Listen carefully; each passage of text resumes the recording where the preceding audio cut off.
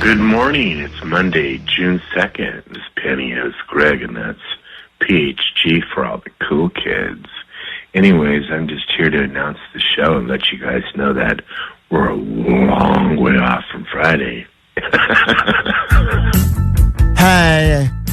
Sometimes I need a good reason to get out of bed. Got sleep in my eyes, clouds in my head. I need a shine of something to make my motor go. English, do you speak? So I turn on the Klein and Alley show. Come on, Jesus! Give me some Klein and Alley show. Give me some Klein and Alley show. Woo! Get your motor running with the Klein and Alley show. I said, get your motor running with the Klein and Alley show. Goddamn the gays. We are live in Los Angeles. 3, 2, 1. And here we go. Klein Alley Show. 106.7 KROQ FM in HD Pasadena, Los Angeles, Orange County. This is the world famous KROQ. Good morning, and how the hell goes it? We're in the month of June. It is June 2nd, Monday morning, and a very, very significant month for somebody on the show. Happy Men's Mental Health Month for all of you who celebrate that. Go Thank you. men. Go men and celebrate your mental health. Also, rainbow flags are flying as Allie's month is finally here. It's the most exhausting month of the year for me. Even Allie, a gay lady, hates Pride Month. She's got no pride in Pride Month, and she can't wait for July to get here soon enough. Enough with it. Allie's been saying for a long time her two least favorite months are Pride Month and Black History Month. No, and we say, that Allie, is not true. Doesn't make sense why you hate February, but she really doesn't like Pride Month. No, the thing is, Pride Month kicked off yesterday. It has been one day, and I've already missed a Pride event. And there are many, many Pride events. There were Pride events already taking place in May. Then you better believe there's going to be more happening in July. And then randomly there's October events too. And I don't know why, guys, let's just pick the 1 month. We've already got the one. It's June. Just smash it all together in June. Pack it in. We love to pack it in. I thought you were going to the the Bikes on Dykes or whatever I that did thing was. something way gayer than any Pride event, and that is camping. Oh, great. Well, we'll hear all about that. Meanwhile, plenty of people on the phone to celebrate and wish us a happy Pride. Happy Pride Month, Klein and Allie. Mostly Allie. Yeah, you don't have to wish me a happy Pride Month. I don't need He's not proud of anything. Yeah, it's like, I don't celebrate any month. I don't know. I saw your pictures over the weekend. You wearing that leather coat, dude. You may want to rethink your sexuality. During a heat wave. Fancy homo. We took those. Thank you all. That was for Pride. I did that. I put those up for Pride, and they'll never be seen again. And, you didn't see the matching ball gag, Omar, but that's what really tied the outfit together, you know? And I'm a little hungover, and it was super windy. I did not feel so hot. But I listened to your Friday show the whole drive, so I feel so much better now. Great. Anyway, I appreciate you. I love you. Owena Wakana. You're my people, baby. Thank you. Happy Pride. Happy Pride to you. It will not be the theme of today's show, but we will be bringing back Lezbihonest. If you got any questions you wanted answered by a real living, breathing lesbian, Allie will answer those questions.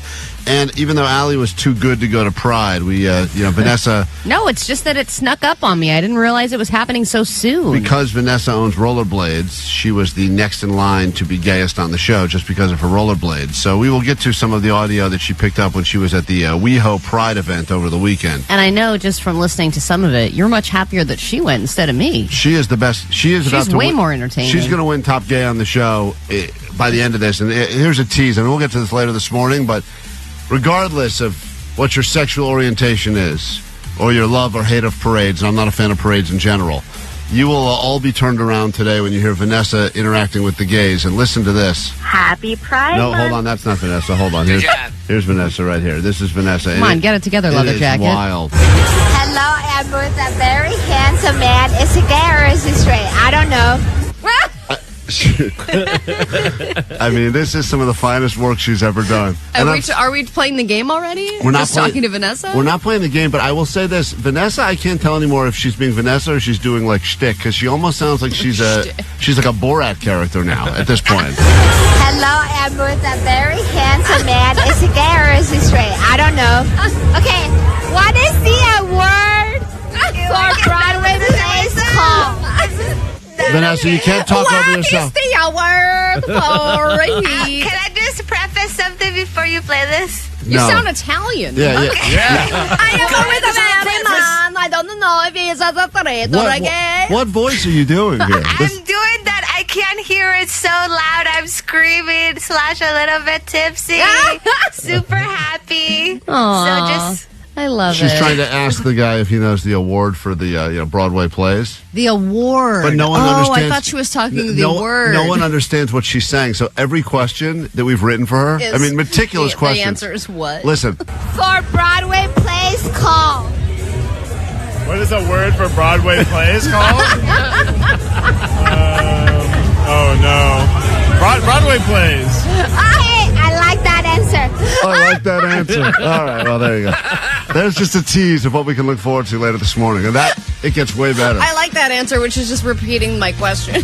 Jesus Christ. I can't wait. So anyway, I feel like her entire interviews in West Hollywood are going to become a hate crime at some point. Now I'm happy about Pride Month. KROQ, good morning. Welcome to Monday.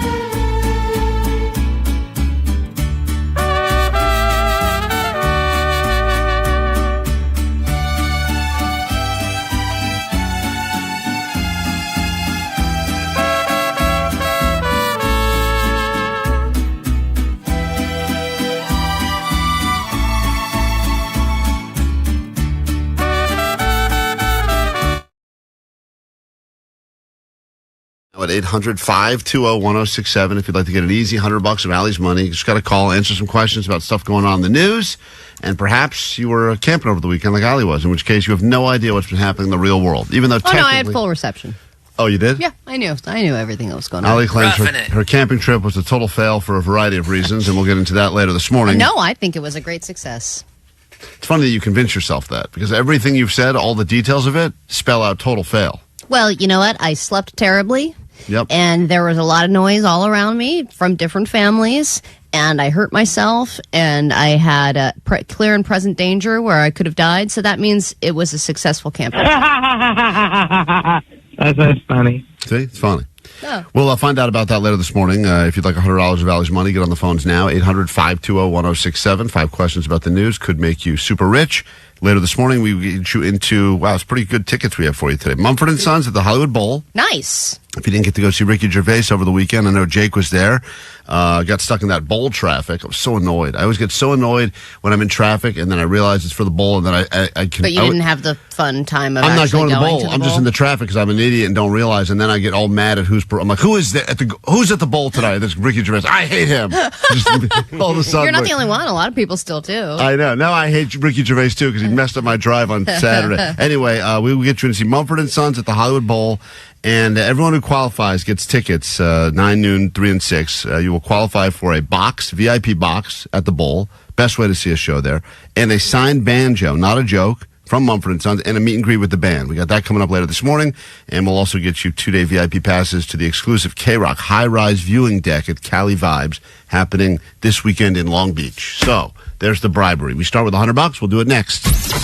Yes, yes. This is Marcus from Mumford & Sons. It's Banjos in the Bowl with Mumford & Sons. Listen to KROQ at 9, noon, 3, and 6 to pluck yourself some tickets to Mumford & Sons at the Hollywood Bowl June 12th. I will wait for you. The people been down so long. You'll instantly be entered for a chance to win the grand prize. A private box for 4 at the show. Meet the band and maybe ask them for some pointers on playing your new signed Mumford & Sons D-Ring Banjo.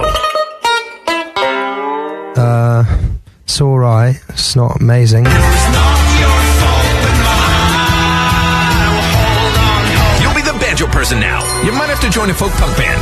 You might get booked at farmers markets. So be ready when you win Banjos in the Bowl with Mumford & Sons. Courtesy of Blast Note Records and Live Nation. You listen to the world famous KROQ.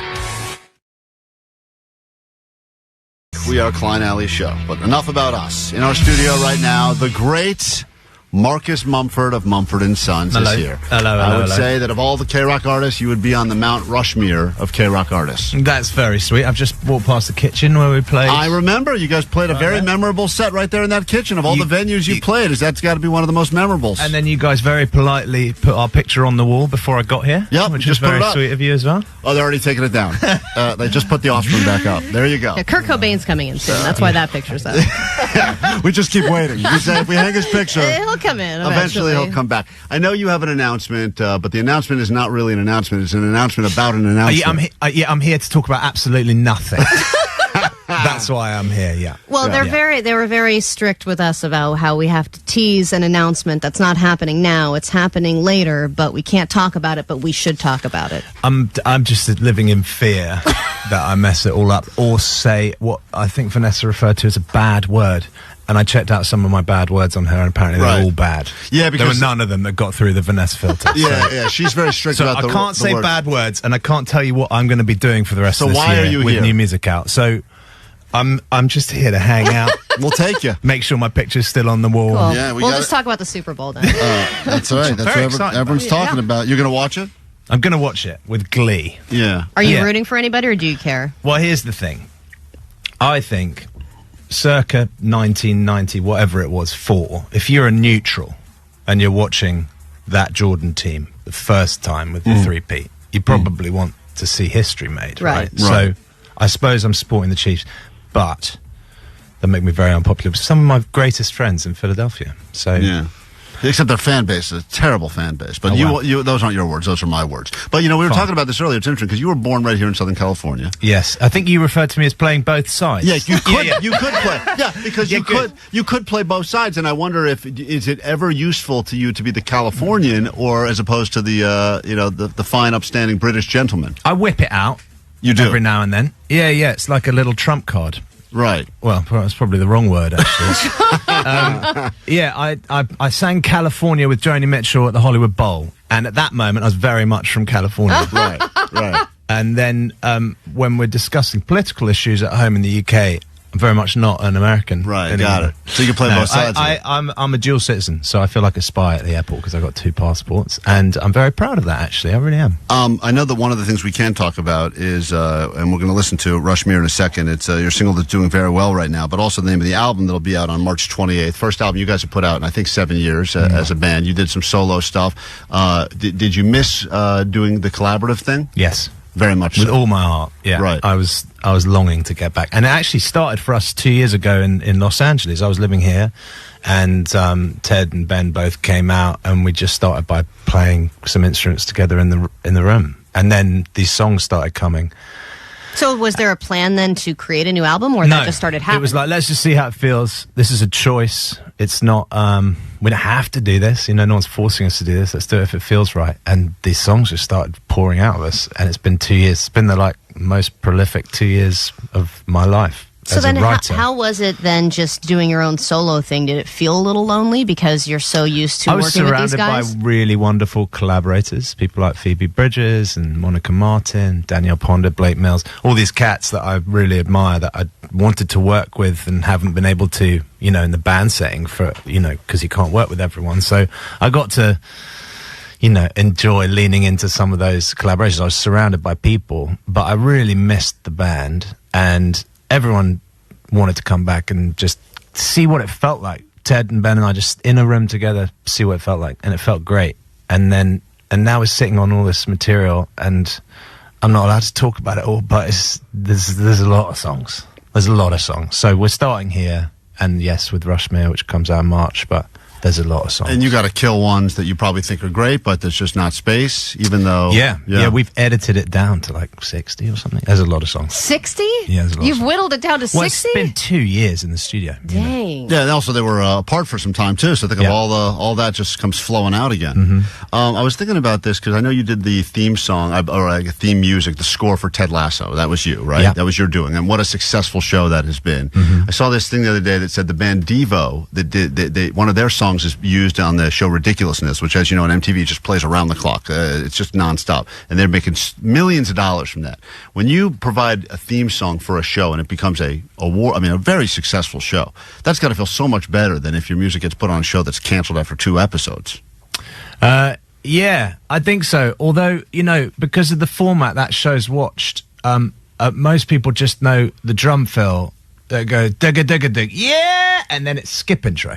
Right, I'll skip it. Yeah, so they just the digga digga, yeah. So you get paid for the first 3 seconds there. Yeah, no, not at all, really. But yeah, and I think it was when they won a bunch of Emmys, it was just that drum fill on that first note, and then they cut it. So when you watch Ted Lasso, I'm sure you do. Do you skip intro, or do you sit through your song? I've never watched it because I watched it because I scored the first 2 seasons, so I watched it a lot. That it took me a lot of time and energy. Marcus, you have a couple Grammys under your belt. Your beautiful wife, Carrie Mulligan, also has an Oscar. She doesn't yet, actually. She hasn't gotten it yet? It's a source of real contention, actually. Yeah, no. Thanks for bringing that up, Ali. No, I thought she won an Oscar last year. No, she's been nominated 3 times for Best Actress. She didn't win for Maestro?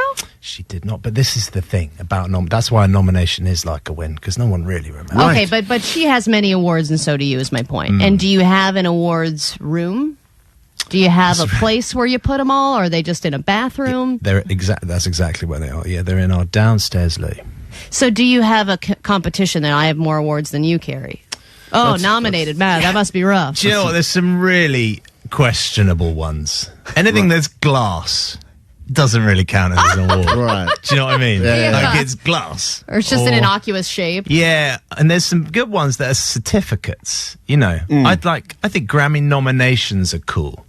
But there's certificates. You don't get a statuette. I suppose you have to win. You get like a diploma almost from the Grammys that say you've been nominated? We watched the Grammys on Sunday. We're here in Los Angeles at the moment for a while, and I watched with my kids, and the first bit comes up, and they're like, "Oh, Daddy, you got those? Yeah, I recognise that. That's great. Those are from our bathroom. We have those in our bathroom. That's good stuff. Well, we're going to play Rushmere now, and what would you like to say about it before we put it on KROQ for the masses?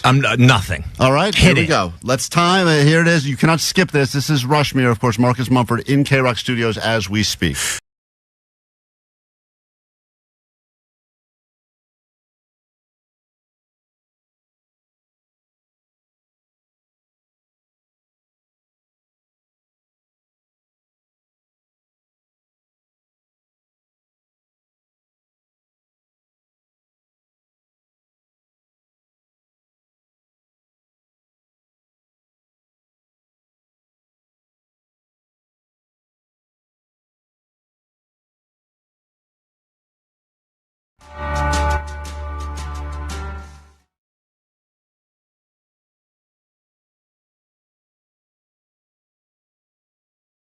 Wonderful people waiting to take your money on the phones at KROQ. The number to join us all show long is the same, 800-520-1067. Could result in you winning tickets to Cali Vibes VIP or perhaps Mumford & Sons at the Hollywood Bowl.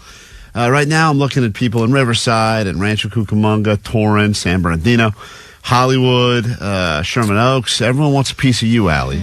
Are we doing $1 Million Mondays? $1 Million Mondays. You beat Allie, she gives you $1 million. It's got a nice ring to it. Maybe 50 Mondays. Maybe 50. That doesn't have the same ring to it. $100 up for grabs every morning during Allie Knows the News. It's her money on the line. All you got to do is score better than she does about questions involving things happening in the world. She's a cat lady who's allergic to cats, and it makes her eyes ooze.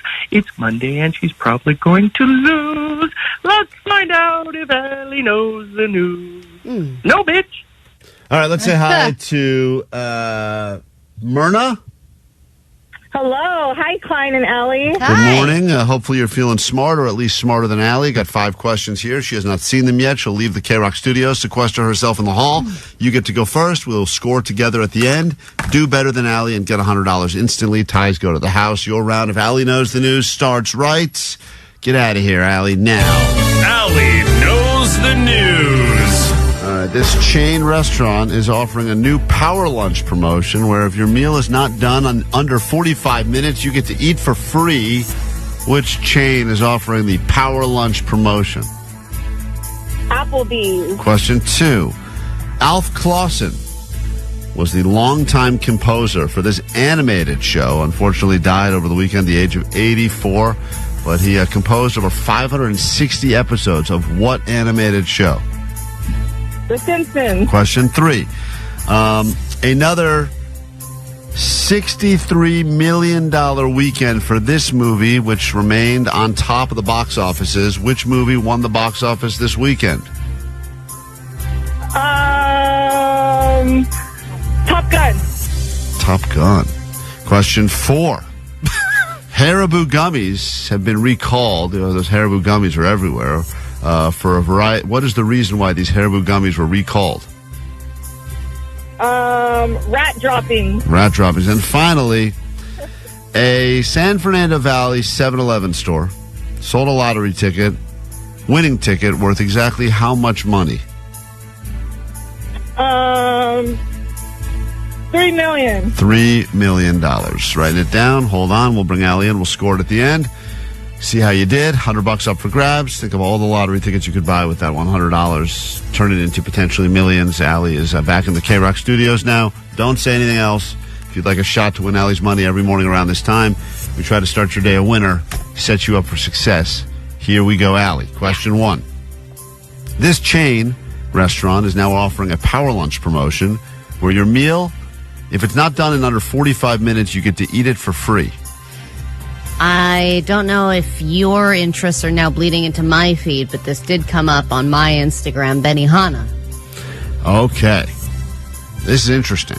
The correct answer is actually Benihana, which What an aggressive lunch move. If you want to smell all day like Let's a do a hibachi. power lunch at Benihana. I understand why they're doing it, because they've realized no one thinks Benihana for lunch because everyone knows the way you feel after you go in there, which is not like continuing on with your day. Exactly. But even they're trying to get back to like, hey, executives. Right. Why don't you all hash out this deal over some Benihana? Right, you're not paying for it anyway. It's going on the company. Exactly. Might as well do it here. Interesting promotion. I think we should go to Benihana, and we should just ask a lot of questions to make sure that meal lasts longer than 45 minutes. Hold on, I missed that shrimp flip. Yeah, can you do it again? Do that again? Yeah, just really More dance party. Yeah. Oh, yeah, the laser pointer. Dance party. Dance party. Again. Dance party. I think if we all went to Benihana, we could figure out a way to drag that thing out to 46 minutes and eat for free. And that's a huge bargain, because wouldn't it be like $500 for us to all eat there? Well, I think the other thing they're trying to do is they're trying to make it seem like it's not, you can get an affordable lunch at Benny, but it's all quick. I think they cut down on the show. The show has already been pretty much cut down, let's be honest. I wonder how fast they could really go. All right, anyway, Allie's up 1-0. Sorry, we go to question number 2. Question 2. Alf Clausen, longtime composer for this animated show, died over the weekend at age 84, but he composed over 560 episodes of what animated show? That would be The Simpsons. She got that as well. That is correct. She's on the board. 2-1. Allie's still in the lead. We go to question number 3. Another $63 million for this movie over the weekend, which helped it stay on top of the box office. Which movie reigns supreme in Hollywood? Lilo and Stitch. All right. I think she was trying to say Mission Impossible. She said Top Gun. Mission Impossible would have been a good guess. Mission Impossible ain't got nothing on Lilo and Stitch. Yeah, Kinda I know. Crazy. That Apparently movie, it's really good. I have not seen it. Omar's been 4 times apparently. Loves it. Loves that Lilo and Stitch. We go to Made me cry, man. Allie gets the point. Yeah. Go to question number 4, and Allie's up 2. What was that? Isn't that what it's the monster sounds like? Yep. Haribo gummies have been recalled. I'm sorry, what's been recalled? Haribo gummies. Okay. It's the high-end fancy Haribo? gummies. Is that how you say it? Haribo? I don't know. I just got those gummy cola bottles. Are great. Regardless, they've been recalled. What is the reason why they've recalled a bunch of the Haribo gummies? I think I'm going to just go with arsenic. She said rat droppings. Apparently, there's some sort of a cannabis contamination. Oh, that's right. I did see that. So they've Best been recall recalled. ever. Yeah, they don't know what's what anymore. In the world of gummies, I just assume everything's either going to put me to sleep or get me high. I mean, don't most gummies have weed in them now anyway? I would think so. Haribo's just getting down with it. Final question, and Allie's up 2 still, and here we go. I don't know if this matters, but we'll give it to you anyway. A San Fernando Valley 7-Eleven store has sold a winning lottery ticket worth exactly how much money? I believe it's $204 million. All right, she guessed $3 million. She was slightly off. Whoa. Correct answer, and I hate to say this, but this was another one of my go-to lottery places. Are you kidding me? Yeah, and this is the second win. This was the third massive win at a place that I buy lottery tickets at that was not my lottery ticket. And this is the second one just this year. And it's unbelievable. From SoCal. One was a gas station in Encino that I used to go to, and this one was right on Woodman, in Arletta. Yeah, like right by Van Nuys. Anyway, regardless, $207 million. Allie's pretty close. All right, well, you put in a decent effort. Unfortunately, Allie beat you. What must you shamefully admit over the airwaves of KROQ? Go ahead. Myrna from Norwalk. We'll go with Myrna that. from Norwalk. He's a loser. But tomorrow morning you'll have a chance to win another $100 of Allie's money, or who knows? Maybe it's $20 million Tuesdays on KROQ. One way to find out is to listen.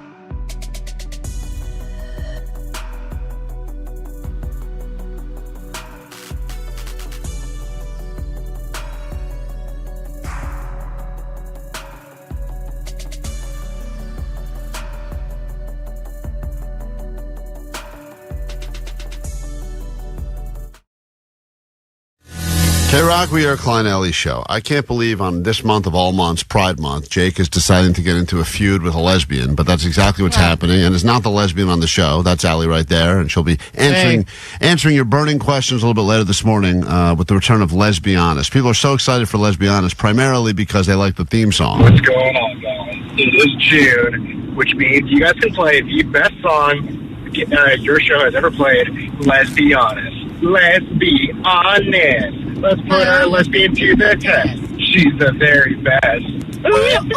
Yeah, a little bit later on today, if you've got questions for that lesbian right there, she will answer them. But, if you want to know about rescue animals or how to properly caulk your shower, I can answer all those questions for you. Or maybe you just have never talked to a real-life, living, breathing lesbian before, and you would like Allie to answer any questions you may have about how things work in the house. Like what happens when they get a spider in the house? Who kills it? Do they wait around for a man? Or I dealt with a spider last night. They just let the spider live its life in their house and go, it's your house now, spider. We serve you. I'm not sure how it works. Got to be nice to the animals. So we'll get into that coming up a little bit later this morning. But Jake, for some reason, has decided that this is the month that he is going to feud with a different lesbian.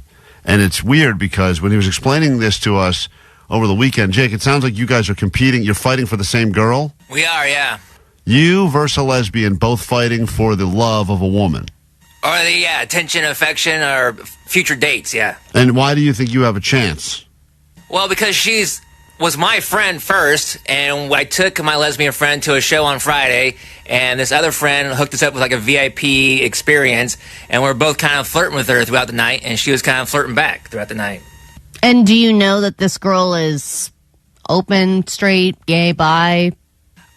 My friend said that she mentioned something about maybe going back to dating girls again when she was talking to her by herself. After she talked to you, she said that? Immediately following their conversation with Jake? Afterwards, yeah. I'm just going to bring this up now in front of them. We'll say it loudly so that guy can hear. Well, so Jake, I don't understand. You think you have a shot? Well, yeah, I know I have a shot because I've already texted her and have a date with her this Friday. You don't think because it's Pride Month, maybe you let your friend have this one? Yeah, let the lesbian win this round. Too bad. So sad. Oh, that's good. That's a wonderful gay slogan. Playground justice right there.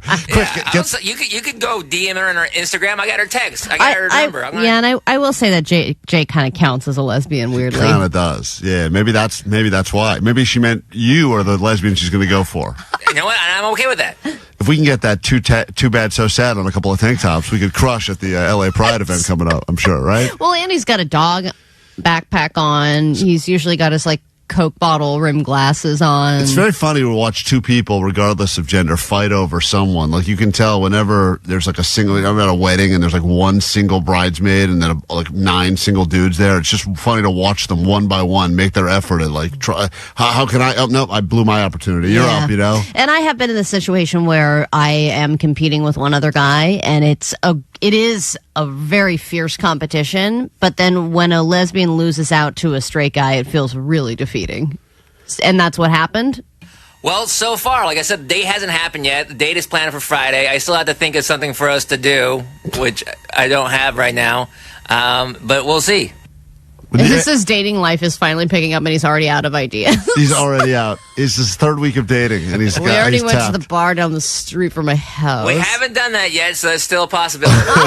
The closest bar to where I live is still on the table. And my house is the other one. She seemed like she was open to going to the VFW. I think we know for a fact that Jake's going to go back to that bar because at least he's known there. And he likes to be known. Of course, if you want to impress somebody and have everyone being like, Jay, good to see you. Though I don't know if everyone's doing that at his bar. I don't know. I can't tell. I mean, probably Joyce Moyes says that. Hey, Moyes you want to get more audio? Hey, Jay. This is my friend Joyce. I'm super wet and dry at the same time. Hey, Jake, this girl, do you think, betting, if this was going to be a betting situation, who do you think we should put our money on? You or the other girl? Well, I've already explained it. I would put my money on me. I got a date with her this Friday. So did your other friend even ask her out on a date? Not that I know of, but she said she got, she befriended her on Instagram and was DMing her, so I don't know what she's saying. I don't know. I think the girl's going to win. What's a bigger power move? You meet someone out, you already are DMing with each other on Instagram, or you have the date that's scheduled for a week from now. See, I think that for her, she responded because Jake's the one who asked her. Jake asked her out, so she's just like, okay. And if guys are going to move, they move quick, they move in aggressively. The girl is doing the slow play move.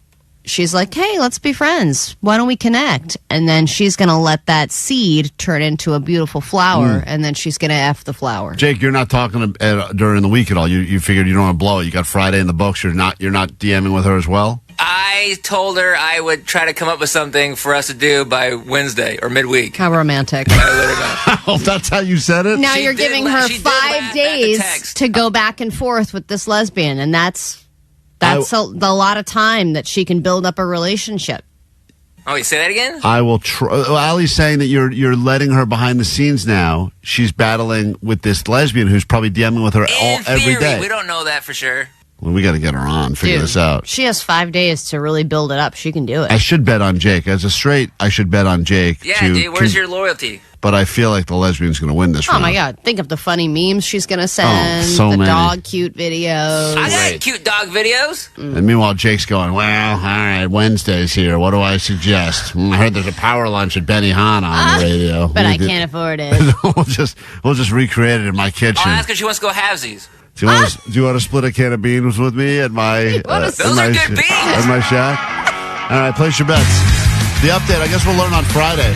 Who wins this round, Jake or the lesbian? What an exciting Pride Month battle on KROQ.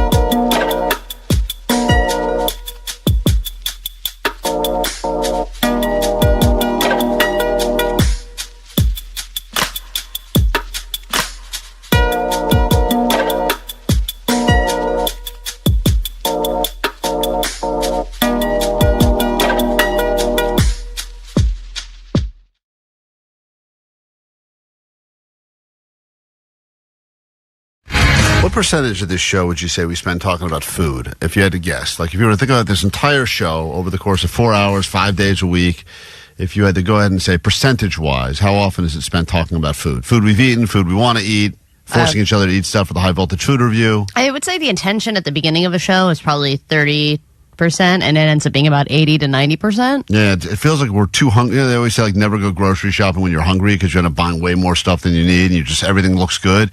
probably shouldn't come in here as hungry as we are. We're like ravenous every morning, and as a result, talk about food a lot. But then sometimes we do inform our audience about amazing things happening in the world of food. Like we talked about the concept that In-N-Out will never give away the number 69 when people are ordering. They don't want to yell out 69 in the restaurant because they think the whole place will Yes, like number 69, erupt into like a please. giant party. Like all of a sudden, if they said, we're like, yeah! So we had a listener that went out to over the weekend to experiment and see if this was true or not.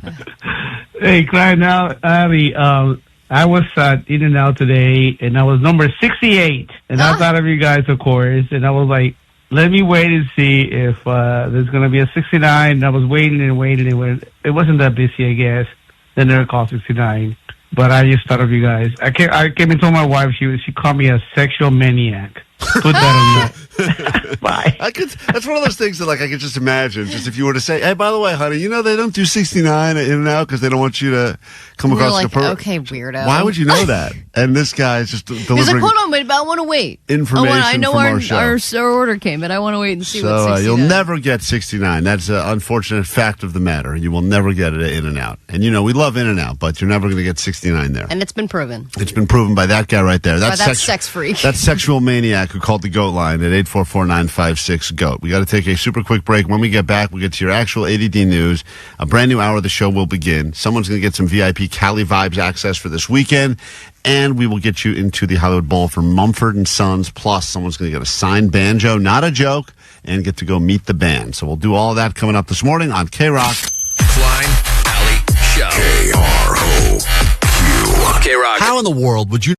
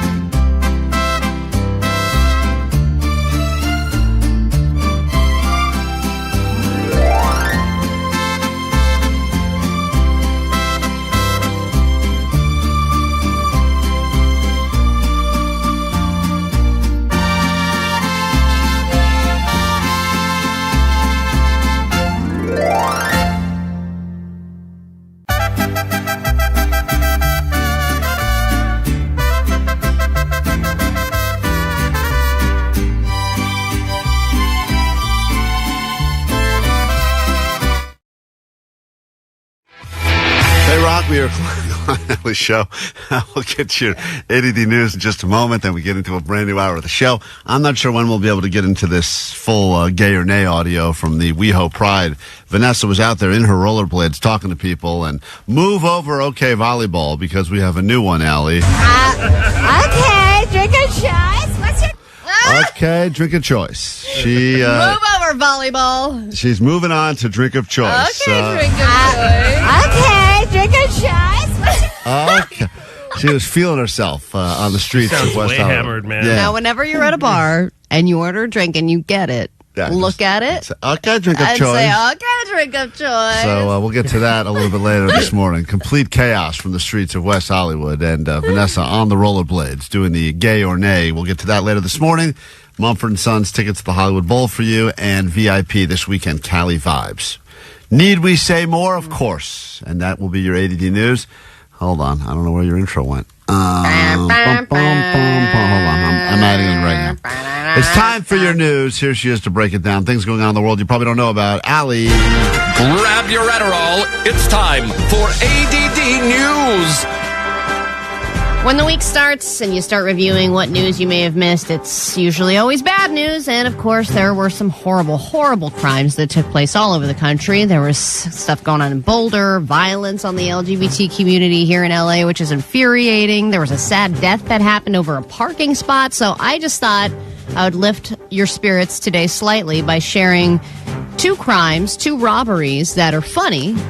One of which is a very Allie robbery, and another is a very Vanessa robbery. So you guess which is which. I'll start with this one. Rollerblade robber. A rollerblade robber caught on camera. Detectives in Pennsylvania searching for an armed man who was caught on camera robbing a gas station on his skates. He entered the store carrying a handgun and a knife. The gas station clerk says the suspect threatened to shoot if they didn't hand over all the cash from the register. The robber then rolled away on the skates with the money. Rollerblade robber. Just I know, and Pride Month. What a great, yeah, that's true. It is very pro-LGBT. Because good luck trying to find out. Well, you tell the police he was on rollerblades. And like, God, Jesus, that's everyone this month. Well, he just blends in with the crowd. Yeah, smart What move. am I supposed to do? Oh, like that scene in The Fugitive. Yeah, they just go to the parade. It's all rollerbladers. It's all I don't know. He was wearing rollerblades and a rainbow shirt on. Were they neon pink or neon purple? I can't. I don't know. That guy's a genius, man. But what a great getaway method. Not that great of a getaway. Yeah, but rollerblading, you can get pretty fast on those rollerblades, right, Vanessa? Yeah. Yeah, you had a pretty bad head injury. Stop, like... Yeah, she can't. Vanessa doesn't No know how to one can stop figure on him.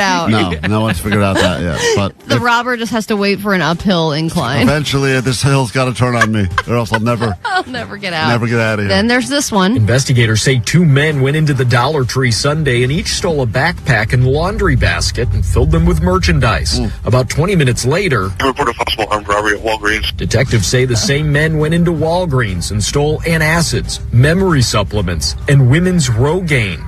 Oh, man. The haul here was nearly $1,400. Wow. That's a big total. They just had to walk away on their feet. They got all confident robbing from the Dollar Tree. Because I've been to the Dollar Tree before, and I have seen people actually steal from the Dollar Tree. And it's funny because when the person at the cashier gets on the loudspeaker and goes, security, someone's stealing, security kind of slowly moves to the door and goes, I'm not going to catch With them. the same speed at which they do everything at the dollar store. They don't care at that. They just don't care. There's no F's given. So that's They're like, easy. I just had to put 14 checks into my register because that's how everyone pays here at the Dollar Tree. Yeah, they just don't care. I can't deal with this. Well, you go to Walgreens, you'll deal with real security there. So don't get overly confident in your thieving Real ways. security will not chase you. No, they will not. They got to get rollerblades on the security guards. Yeah, they do. That's an aggressive move. Well, we got to go back to the Segways. Didn't that do something for a little while? Not really. No. All right. What is the true secret to a long life? You don't have to ask a 110-year-old to get the answer. I will just give it to you. Apparently, it is Ozempic. New research is showing some promising signs that not only are weight loss drugs good for weight loss, the effects will likely help you live longer, and they are starting to prescribe it for that. The increased metabolism, the increase in cardiovascular health, reduced inflammation, which is a big sign of aging, and it may even help prevent Alzheimer's. So it makes you skinnier, and as long as you can keep taking it, you will stay skinny and you will live longer, making it a true miracle drug. Oh, in that case, everyone in LA is going to live forever.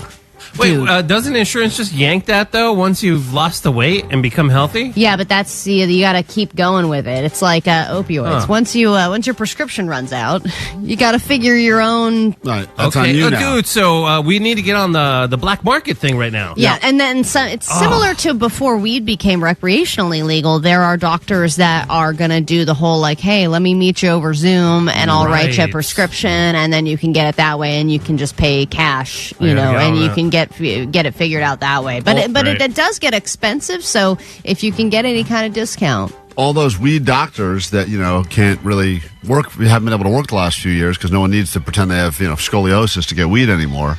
Yeah. They now had to shift over. So this is like my doctor from Dr. Goldengram, who prescribed my first weed prescription. What is he doing now? He's probably prescribing Ozempic. Guy's got to get back on the Ozempic kick now. We're going to get into a brand new hour of the show, perhaps the greatest hour of your life. It all starts next on KROQ.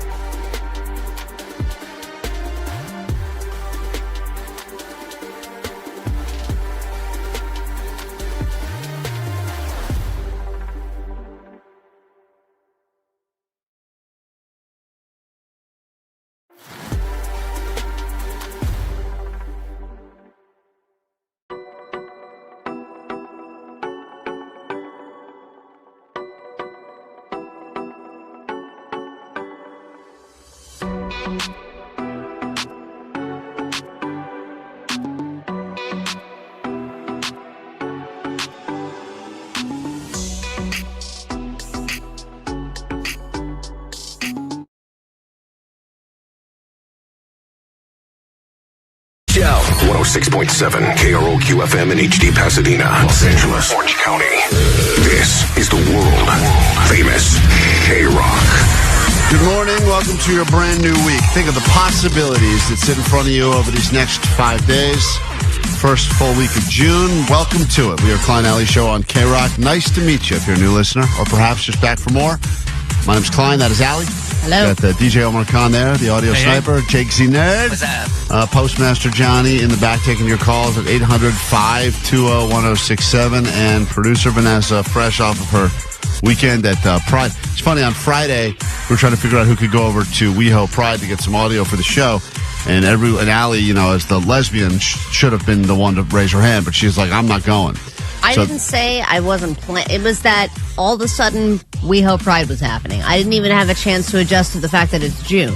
Well, everything needs to happen a little later. Give us a minute. But the reality is that you messed up when you booked your campsite because you thought that this weekend that we just had was Memorial Day weekend. That's so correct. you were off on that. So this dates back to many, many mistakes you've made over the course of a few weeks leading up. I thought I had gotten a steal. I was like, oh my God, I found a campsite on Memorial Day weekend. This is incredible. And I procrastinated. I didn't really do it that far in advance. This is great. And then I realized that that's not Memorial Day weekend. It was the weekend before. So Allie couldn't go. So then there was a discussion as to who would be the best person to go to Pride. And Vanessa went and said, I'm too tired, guys. I'm not going to be able to do it. Fast and then forward. Johnny was like, I'm not gay. Yeah, Johnny goes, I'm not gay. I can't go. And we're like, all right, he makes a good point as well. So, and Johnny would have been, he would have been eaten up there. I mean, they would have loved him. Oh, my God. Yeah, part otter, part twink, part power bottom, He part probably would have given up. Stay out of my way for the gays. Let this hetero know that this month is for the gays. I'm going to stay in the background and do my thing, you know? Well, you're supposed to be an ally, Johnny. I am a proud ally, and you know that. Well, I don't think I do. How do we know that? Yeah, you do. Especially your reaction to Pride. Are you going, no, I'm not queer? Yeah. but the funny thing is Vanessa goes, I can't do it, I'm too tired. She ends up going to both days of Pride and said it was the greatest weekend of her life. You went to both days, No, Vanessa? I only went to one day. I just couldn't commit on Friday because I was tired. I just couldn't see myself partying. And you had a great time, did you not? And I had the best time. Yeah. So we'll get to some of that audio later this morning. The big gives, if you're just joining us, just waking up. Mumford & Sons Hollywood Bowl will make that happen for you. Give away a signed banjo and some VIP access there. You get to sit in a box and meet Mumford & Sons. So that'll all be coming up starting at 9 with us this morning. But before then, we got the VIP passes and the exclusive KROQ high-rise viewing deck. Short people, listen up. Going to give you a chance to see your first ever show ever. And that'll be happening Cali Vibes this weekend at Long Beach. That's a great lineup there. In a moment, though, what did Omar do to make my children cry? It's messed up. Very messed up. He'll get over it. He doesn't feel that bad about it, but he probably should. It's character building. And the first tears of the week will start in exactly 2 minutes on KROQ.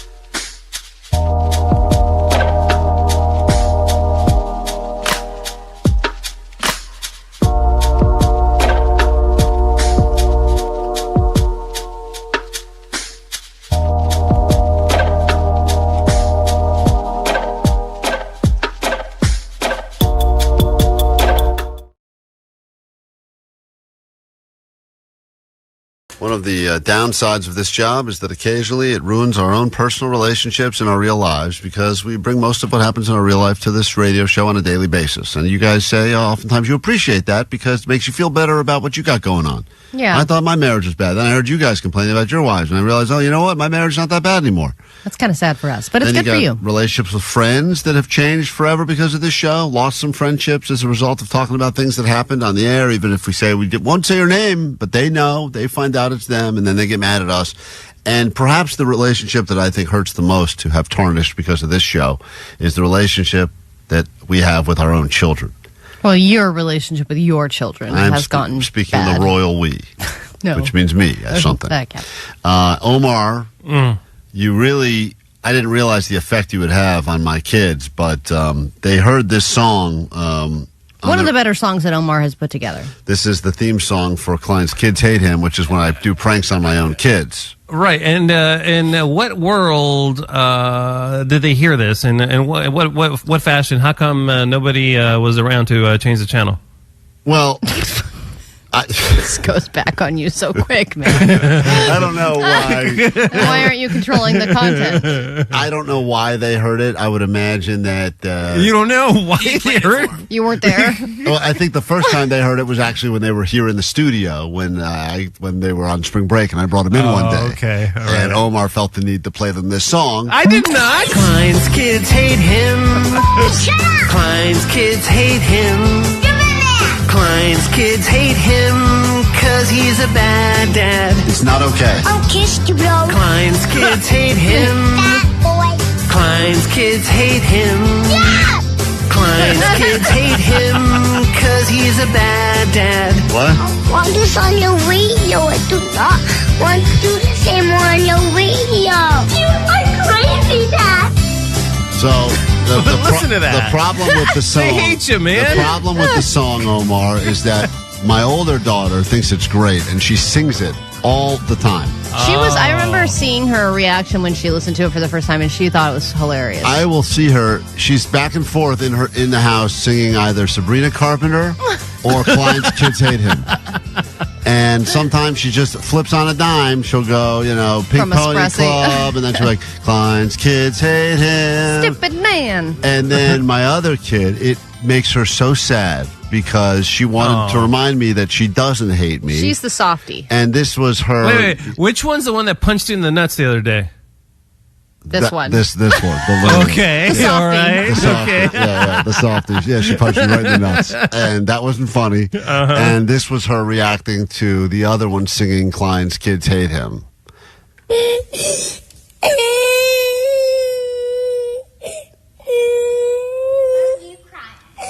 I love you. I know. Well, what do you want to say to the guy who wrote that song? I don't know. His name's Omar. So where is she? Oh, man. She needs some new nuts to kick. Yeah, she wants to kick my ass, huh? She went from crying to like, so where's that guy? Where is he? Yeah. His name's Omar. So where is she? He's at his house now with his kids. Say he's dumb because he wrote that. No. I'm so sorry you're crying. He's a butthead. Hey, do you want me to not play that song anymore? No. Only when I'm not here. I know you love I me. don't like that song. Because you love me. Yeah. See that? There's confidence. It's conviction right there. She loves me. There's proof. Really sweet. So, Is Omar. it their time of the month or something? Or Probably. I love that the older one's like, why are you crying? I did turn the thermostat up a few degrees so I could see them being all cranky and whatnot. Come back, wrap up the show, do some takeaways, get into the weekend next.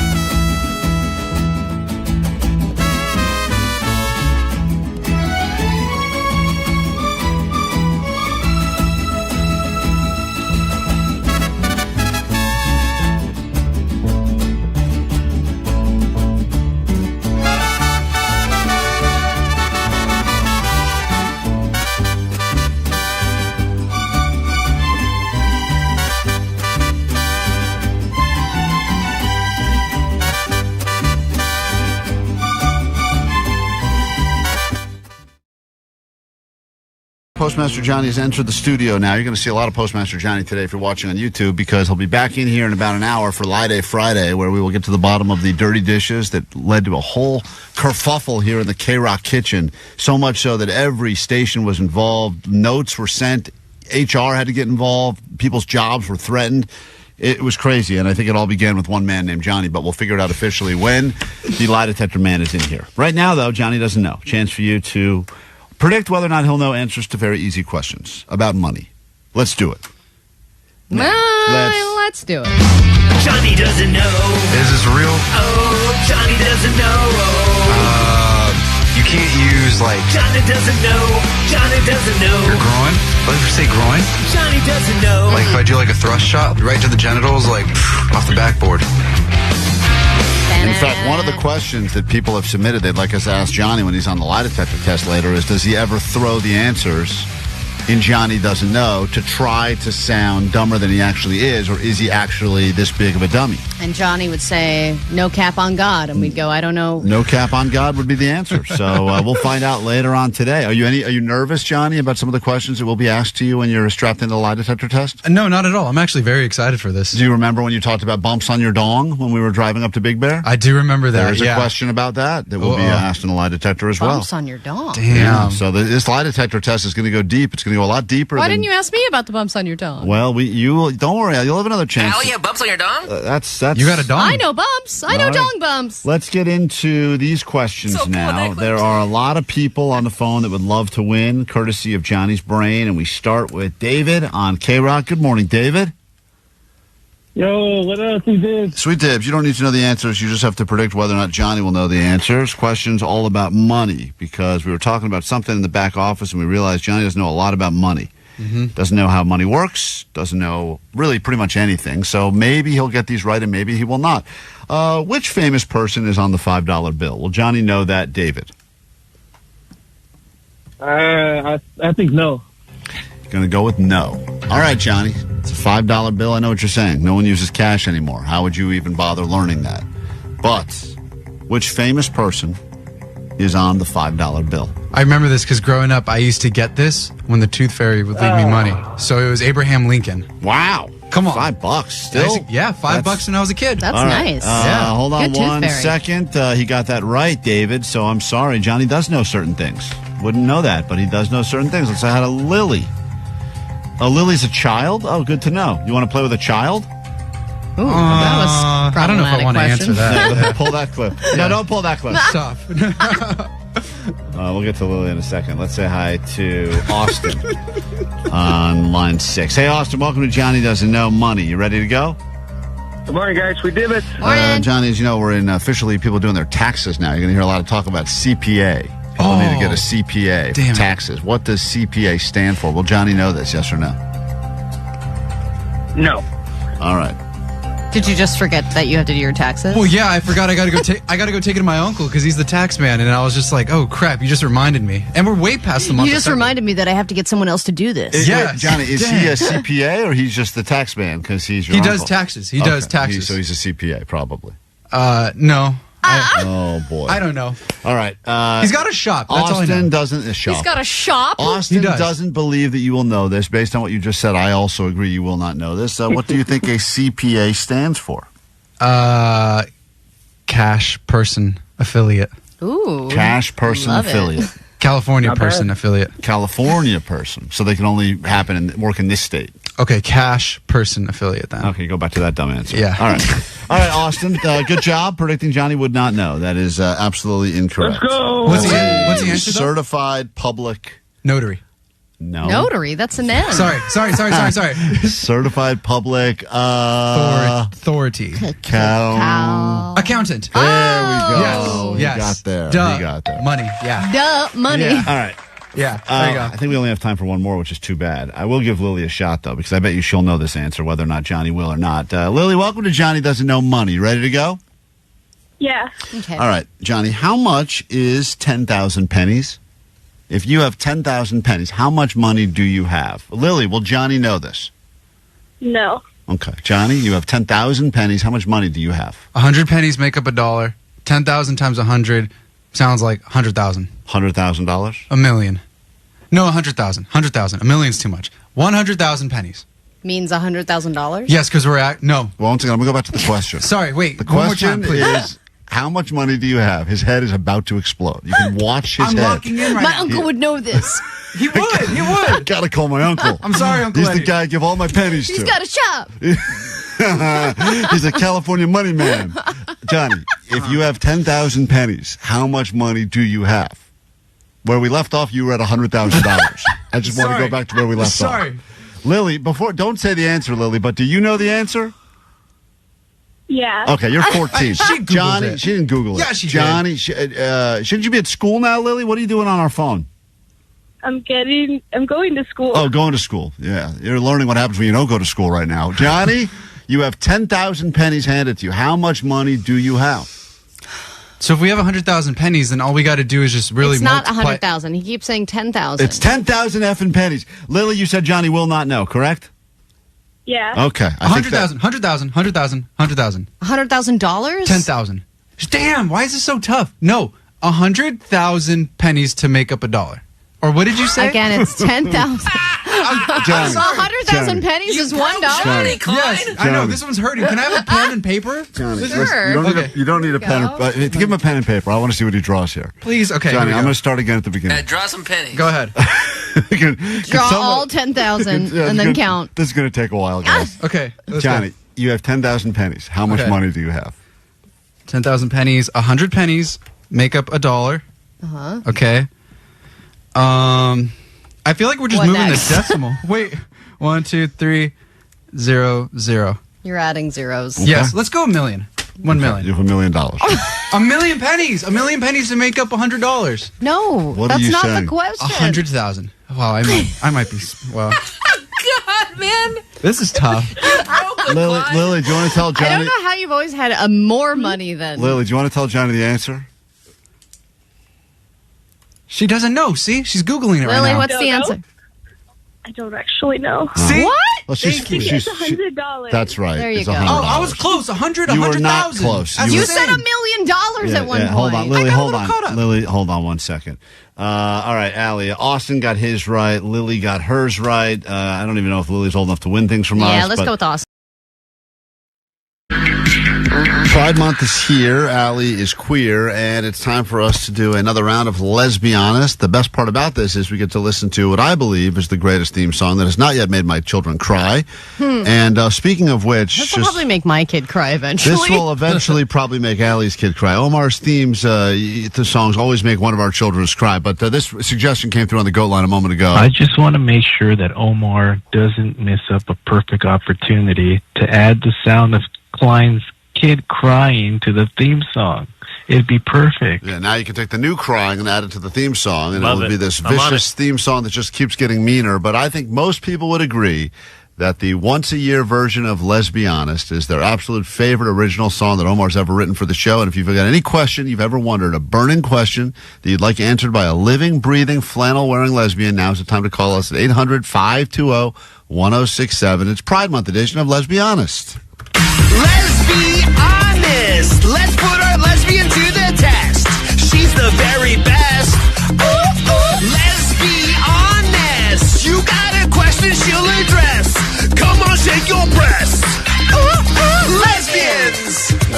There's a great song on your way to school. I'll be setting up a chapstick lipstick tutorial later in the show. Let's say hi to Evelyn, who's on the phone right now with a question for our living, breathing lesbian known as Allie. Yes, go ahead, Evelyn. You're on with Allie, a real, living, breathing lesbian. Good morning to Allie only. Happy Pride Month. Thank you very much. What's your question? I would like to know from a les perspective, is bad sex with the woman still better than bad sex with the man? Gosh, great question. It is a great question because I I've had bad sex with both. Yeah, I should speak to this because I am a man that always gives bad sex. Mm-hmm. I know she asked you. Do you want to go ahead and answer that? No, I've never had bad sex with a man unless it was with me. Sometimes I finish with myself and I go, that wasn't great. Oh, it's like it The could have best been I got, better. though. Yeah.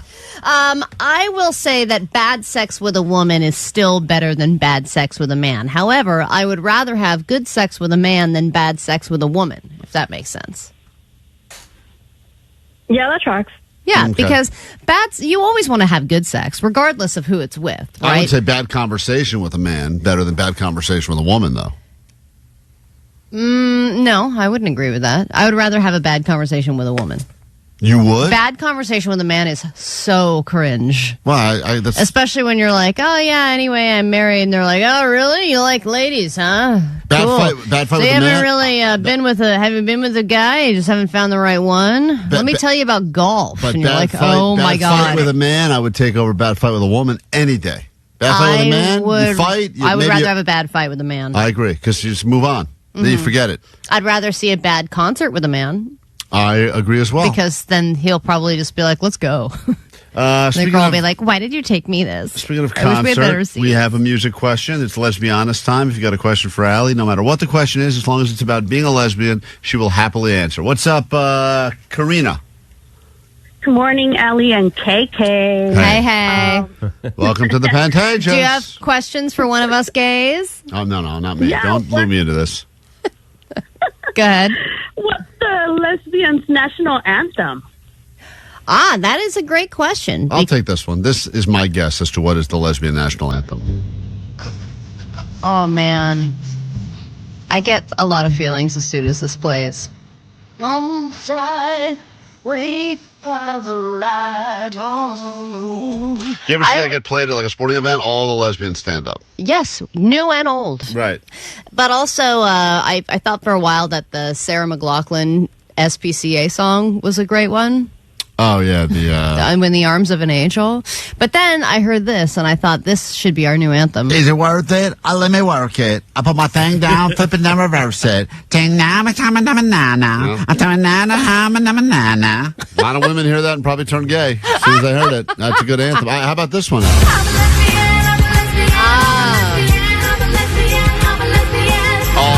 All potentially good anthems for your... That's a great one. How about this one? Here's another good contender. Oh, Home Depot. Yeah, just the Home Depot theme song. That's the one right there. I agree. Stand What up. about this one? Put your hand on You're your... a pink pony girl. No, I don't think so. Oh, come on. I didn't realize how many wonderful... Actually, I think I've contributed more to the lesbian culture than you have, Allie. As a straight man, that's sad for you. Excuse just me. in all the songs I've I recorded. contribute just by existing. I don't have to do anything. Karina, did that answer your question?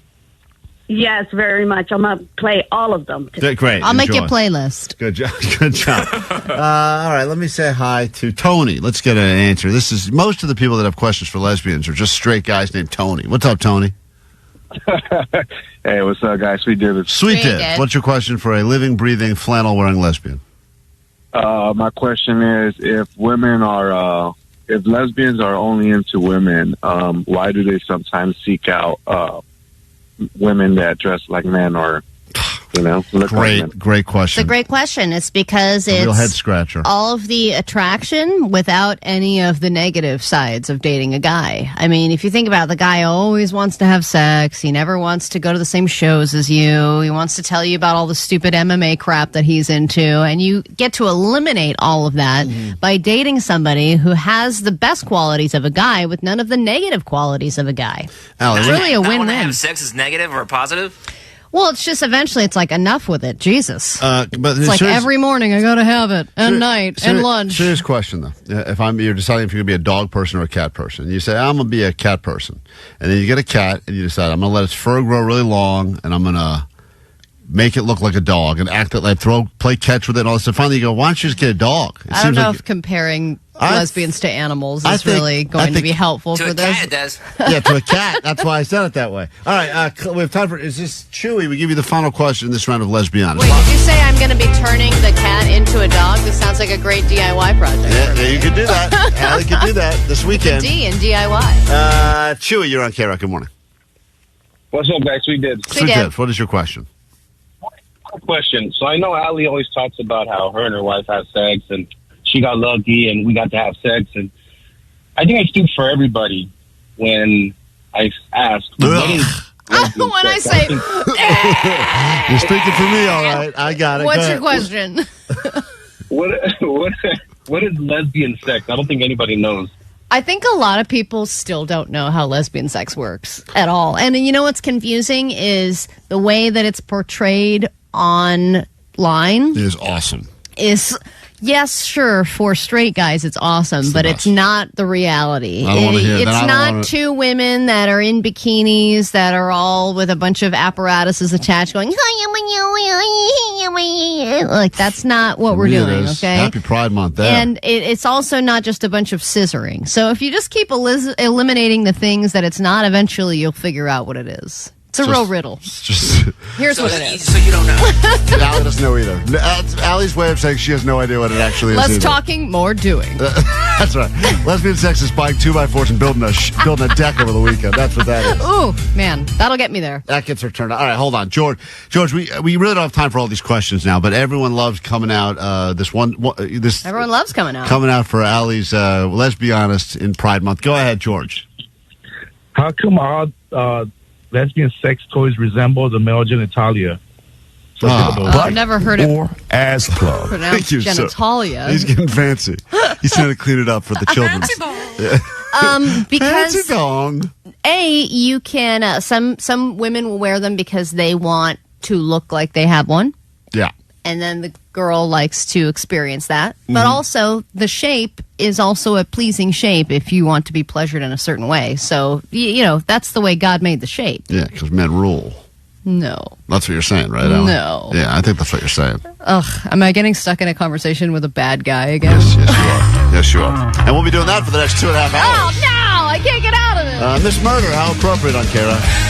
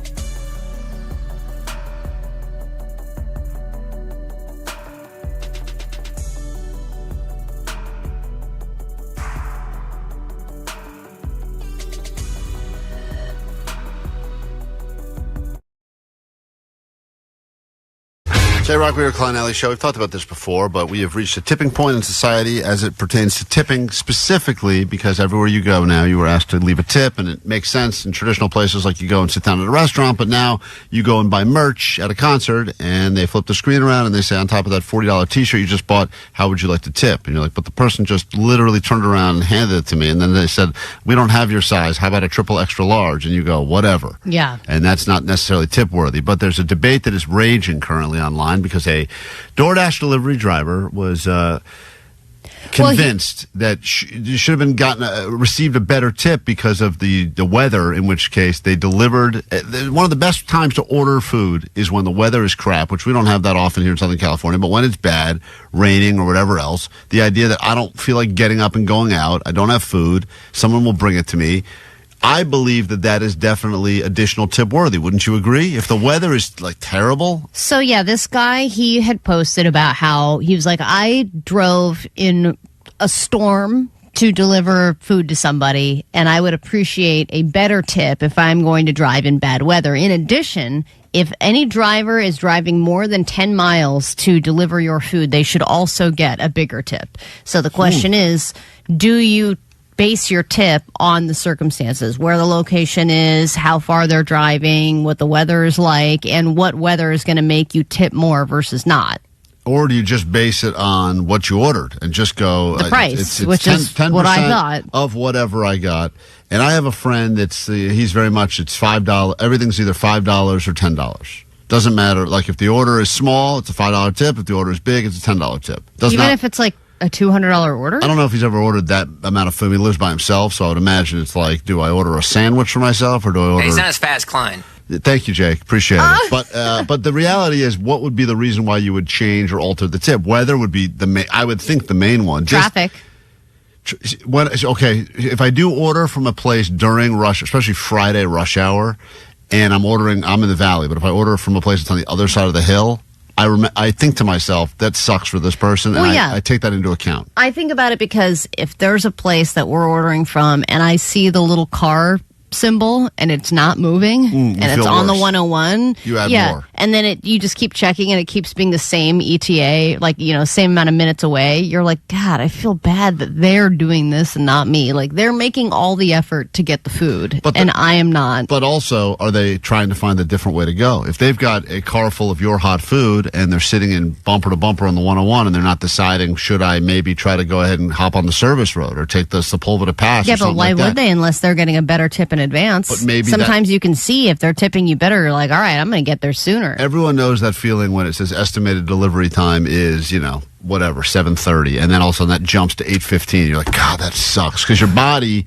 adjusts accordingly. You're like, all right, don't worry, it's going to be here by 7:30. And then when that thing you're moves just trying up, to distract yourself until the food gets there. It's a constant distraction. Or in my case, it's my wife's like, did you even remember to order? I'm like, I swear I did. I swear. That is the worst feeling, when you realize that you never hit submit. I've done that before quite a few times. Dude, the worst. And then that place is closed now, and you have to start all over again. Or what was going to be a half an hour now became an hour and a half because you hit that. There's like a window, or if you miss that certain moment, the restaurant gets busy or the delivery gets busy. But I would argue too, I'm not a guy that usually orders beverages like as part of a delivery. But if you're someone that, I think for some reason bringing beverages is super annoying. Like balancing that little drink tray and stuff. I'm not talking about like 2-liter bottles. I'm talking about actual drinks, whatever that is. That is to me a very important reason why you should tip more. So would you, by that rationale, tip more on Starbucks orders? If somebody was getting Starbucks delivered? I think that someone asked to bring a tray of hot coffees in their car and bring them to your place, that is, I would imagine for a delivery driver, that has got to be the most annoying thing to bring. Well, especially even though those little green things plug up the hole. They don't do anything. They don't plug anything up. They do nothing. Those things are spewing out every turn, every bump. Little stopper. My whole car's soaked. I don't understand. I have these stoppers. Have a little stopper on it. Now, someone pointed out, and this is it, I've never thought about this. What if what you ordered makes the delivery driver's car smell bad for a long time? Like it was a strong smelling order. Would you feel obligated to tip more because you ordered something that was super garlicky? That would smell bad, though. Yeah, well, I'm saying, I would only get good smelling food. It's good smelling for you because you're about to eat it. But you ever walk into someone else's house and they've already made something that you're not eating, and there's just a weird smell to the house? You're like, why does the house smell like a mix of pad thai, curry, garlic, and other stuff? Delicious. Yeah, but if you're not eating it, it's just a weird smell. Yeah, or you're like, I'll have 5 salmon salads, please. Go ahead and put that in your car. 831 says, my least favorite thing to see is your dasher is finishing up a delivery nearby. That's one of the most, I feel so cheated on. That's like, it's almost the same feeling you get when you're like, someone has been sleeping with someone else behind my back. What did you bring her? Yeah. I thought I was next in line. Who's Chicken pesto sandwich? Who's this? I knew it. So there's a lot of thoughts on former driver here, and I do agree that you should be getting tipped more based on how difficult the delivery is to bring. One bag full of food, not that bad. Drinks, multiple bags, stuff that involves, listen. 213 said Postmates automatically charges a higher delivery fee if it's raining. So that's the other thing, is if the app is figuring all that in for you, then do you really need to tip more? But does the app give that extra money to the driver? Exactly. 714 said, all of this is why I go pick it up myself 90% of the time, and that's the same for me. In theory, that's what people claim, but the reality is how often are we doing it? Because it is so much easier to just say, especially the bad weather is a great example of it, or when there's like crazy traffic for whatever the reason. If you ordered something in the West Hollywood area over the weekend and they had to deal with that Pride stuff, road closures everywhere, that person deserves more than a tip. Yes. So there you have it. It's KROQ, we're Klein Alley Show. Solving problems by creating new ones. KROQ.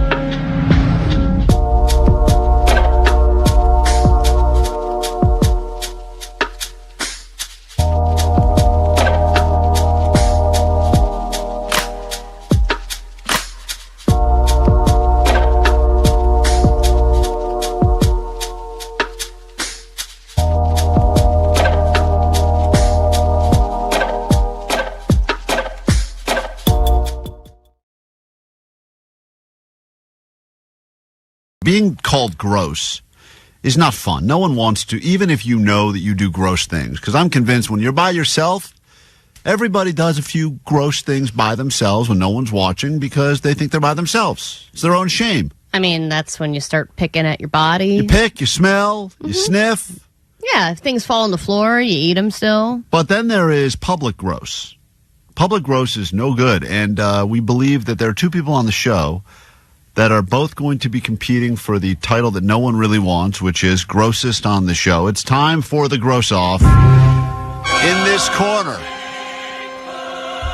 he has a sweating problem that we know about. He walks around with paper towels under his armpits because deodorant can't even help him. I have social anxiety. I haven't said it's you yet, Jake. Let me finish the introduction. Could be me.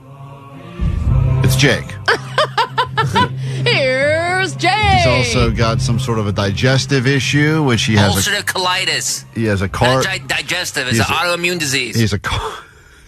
All right, Jake wins. Let's get out. The contest is over. Come on, Klein. Why are we doing this? And then in the other corner, we have a person that has multiple times eaten stuff out of the garbage because it was thrown out accidentally, doesn't care about expiration dates, and has had multiple rashes, including pink eye, to the point where she earned the nickname Diclops, the lesbian cyclops, because one of her eyes was swollen shut with crust. Which has happened multiple times since. But I just want to hear all the times Omar gags in his own mouth during this competition. So this is going to be a real battle of gross. I'm just letting you know. Not to make it even worse for myself, but I've also earned nicknames like Poogers and the Onion Queen. Yeah. Oh, yeah. Don't worry. That'll come up at some point during the quiz. And she eats on the toilet, too. She eats on the toilet. That's nasty. I'm multitasking. And she shares a toothbrush with her wife. To be fair, I apparently finished, dental floss at one point they shared. that was one time. Doesn't matter. And she never flosses. All right. Moving on. Jesus Christ. Allie's the winner. All right. Let's go. Move on. You just keep describing each person. I haven't even gotten to the quiz yet. I mean, we're just in the goddamn intro, and I'm nauseated right now. Yeah. Well, yesterday I was sitting there writing my show email in the same clothes I had exercised in while not showering and sitting on a fabric chair going, maybe I should just own it.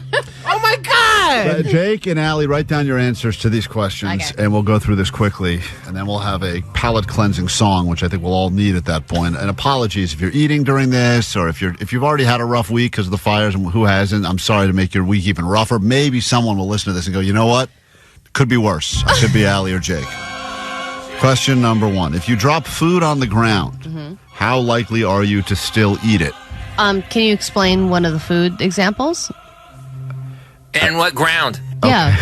See, these are both questions asked by gross people. They're important questions. Is it my own kitchen floor or is it an outside You can answer area? this as a general, but if you'd like to go ahead and clarify, I think all of you are going to answer grossly, but you're going to defend your grossness because that's what gross people do. So go ahead and write down I'm just in general now. Go ahead. It is a random sampling of grounds and foods. Is it a shish kebab? Is it a field? All right. Is it a bathroom floor? Allie, if you're eating on the toilet and something slips out and falls on the floor, are you still eating it? Just answer the question. How? It depends I will tell you on right, the floor. I will Is tell it a gas station bathroom floor or my bathroom? Guys, I will, without asking any if of these it's the KROQ questions. floor, no way. Okay. Right? I'm going to No, say. if it's the KROQ floor, 10 seconds. Oh, my God. Oh, my God. Guys, this is just question 1, please. Okay. If you drop food on the ground, how likely are you to still eat it? And please, you're more than welcome to take this quiz yourself. You're sitting in traffic right now. Whatever. Answer, let's see how you would have done. Are you grosser than Jake or Allie? Probably not. Question 2.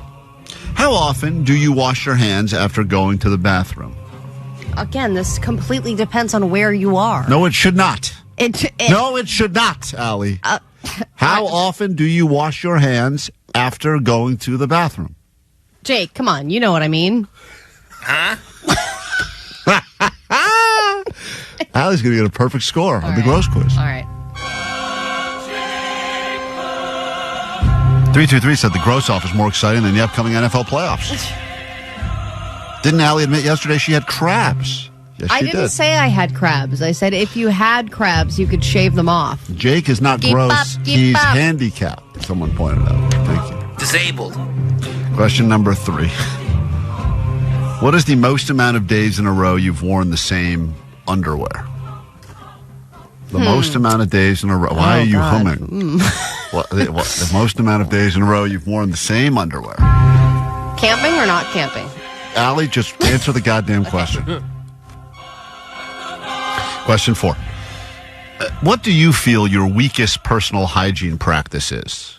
Something that you even know you're not proud of. Could be better. What do you think it is? Write it down. Jake, write it down, Allie. Can you repeat the question? What do you feel your weakest personal hygiene practice is? If you're just joining us, welcome to the Gross Off. Allie and Jake have fast-forwarded to the finals. Can you define hygiene for Allie? I don't think she knows what that is. That's a fair thing, Omar. Can I please? Is it personal hygiene or just hygiene? Synonyms include cleanliness and just Like- all around not being disgusting. Question 5. If you don't have a toothbrush handy, but need to brush your teeth, what would you do? Okay. Or what have you done? The toothbrush is what's missing? In this in this particular example, yes. Okay. Question number 6. How many showers or baths do you take weekly? Question It depends on what the week is like. 7. When is the last time you felt gross? Please be specific. The last time you felt gross. Because I think the problem with gross people is a lot of times they don't actually realize how gross they're being. And now this is the lightning round of the Gross Off. So these are going to be rapid fire questions. And this will be if we need to do a tiebreaker, okay? Do you eat crumbs off the table directly or off your own lap? Yes or no? Oh, wait, say that again? Crumbs for food you're eating. Off your lap, if they fall into your lap, or onto the table directly that you're eating off Did I of. pay for the meal or did someone buy it for me? Should not goddamn matter, Allie, at all. Go to question 2. Do you ever turn your own clothing inside out to re-wear it before washing it? Question 3. Have you ever smelled a dirty towel, smelled to see if it was dirty, realized it was, but still used it? Question 4. Pretended to wash your hands after bathroom to not appear gross. All right. I know that's directed at me, and I did not do that. There was a time where a woman was pooping in the bathroom, and I did run the water. We're not doing the answers yet. Question. Have you ever eaten something that you found between your car seats? Is it wrapped? That's a great question. Is it hard? In this particular case, it's unwrapped. Okay. And then have you ever eaten food that had mold on it, around the mold? And this is just ridiculous. You're out to get me. This is BS. I'm not out to get you. Yeah, because there've been studies saying you can cut off the mold and it's fine. And finally, something that other people would, agree is gross that you'd like to defend. We'll give you an opportunity to defend something. Okay. We'll come back with the answers. This is the Gross Off. It's a very, very intense look into your own grossness. The results after this. Place your bets on KROQ.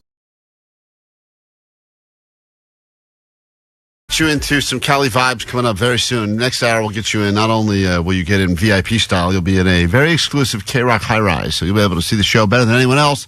In fact, you'll have a better view than the actual band on stage, and we're looking for short people.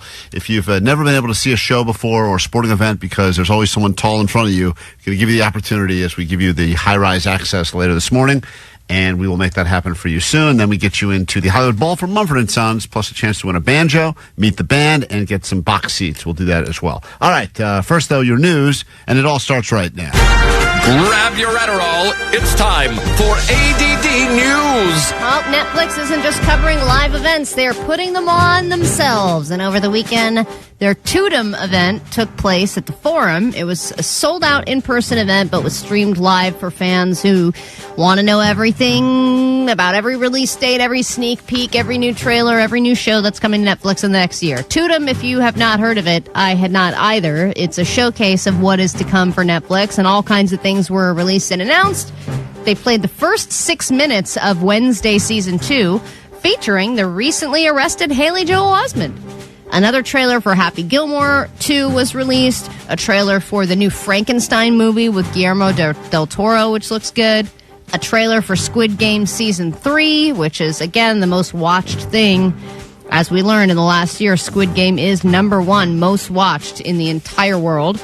And then a performance by Lady Gaga and the big hype around... Need to be ready. Stranger Things, the final season. It will all be over soon. Thank God. The fifth and final season will debut in 3 volumes. The first one... 37 years old. Yeah, It's kids. insane. Stranger thing is what they're doing to try to keep them looking young. And that weird awkward kid. They got are all- looking stranger. They all got facial hair and whatnot. They're in the awkward phase right now. Yeah, they really are. The first debut is going to be November 26th. The second one is going to happen on Christmas Day. And the third part is going to be released on New Year's Eve. And I think I speak for everyone where we can't stop watching because we're in on it, but you just want it to be over. Well, later this morning, we'll get into a round of Netflix or Notflix because a brand new month has officially begun, which means Netflix has a bunch of new shows you could be watching. Perhaps if you watch this live event over the weekend, that could help you win the game later. But, Ali, you tell me, is this a Netflix or a Notflix show, which we'll be getting to as a game later on this morning? Can one sperm donor pick their actual child out of a room full of children for a chance to win $50,000 for themselves and a college tuition for their kid? Oh, my God. It's called Goose Your Daddy. Oh, Jesus. Well, I have an idea. Actually, this is the new trailer. Need to be ready. For Goose Your Daddy. Goose Your Daddy. Released in 3 parts, Christmas Day. We will find out if that's Netflix or Notflix later this morning when that game comes back to KROQ. All right, one SoCal lottery winner. Okay, you go, fine, whatever. I wasn't lucky, but somebody else was. Then you get to 2 and you go, okay, maybe this is just a fluke. And then 3, okay, now this is feeling like God is mocking me. And 4 is just ridiculous. Now we need to take action and find a way to get in on the action. There was another winning lottery ticket sold, this time in Arletta. A Powerball ticket that was worth $207 million was sold at a 7-Eleven on Woodman Avenue. I know that 7-Eleven. And this Very is well. 2 of 4 Powerball winners just this year being in Southern California.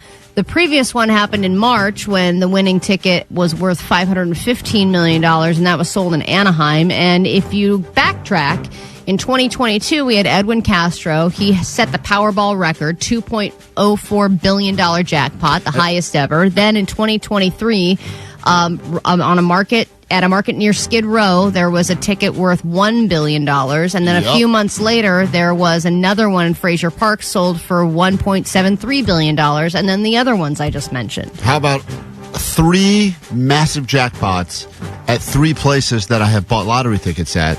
I'm great at buying tickets at the right places. I just am a loser The every timing's time. off. The Ralph's across the street from this radio station on Yes. Wilshire Boulevard had one that was worth $200 million. There was that Chevron in Encino that I used to go to quite regularly. We're becoming the only people in Southern California that have not won the lottery. Unbelievable. But congratulations to all of the other multi-millionaires that are made. And hopefully, if you've listened to this show in any way, shape, or form, you'll remember to kick a little back to the people that sit in this windowless room every day for I your mean, amusement. do you think now that it's getting so common, there's bound to be a listener who won, right? Well, Of the 7 we have, the Arleta location is interesting because that's a 7-Eleven. The argument was always for a while, it's go to a random liquor store. Your best chance is a random liquor store. And for a while, we would always be jealous of all these flyover state losers because we go, man, every lottery winner is going to some guy in Wisconsin. yeah, I know. And then it was like, Now they're all hitting. I'm actually angrier. I'm actually I'm more angry upset. too because I'm like, now this has happened so much Right, now that I we just had a feel like an chance. idiot. Right. All right, speaking of feeling like an idiot, here's proof that just because you're a billionaire and one of the richest people in the world ever to exist, that doesn't mean people will laugh at your jokes. And Elon Musk was asked in a press conference about his eye. He had a big bruise on his eye, pretty much had a black eye. And a reporter asked him about it. And then before he told them what happened, he tried to tell a joke, and it bombed hard. Is your eye okay? What happened to your eye? I noticed there was a bruise there. Well, it wasn't. I wasn't anywhere near France, so. But What does that mean? No.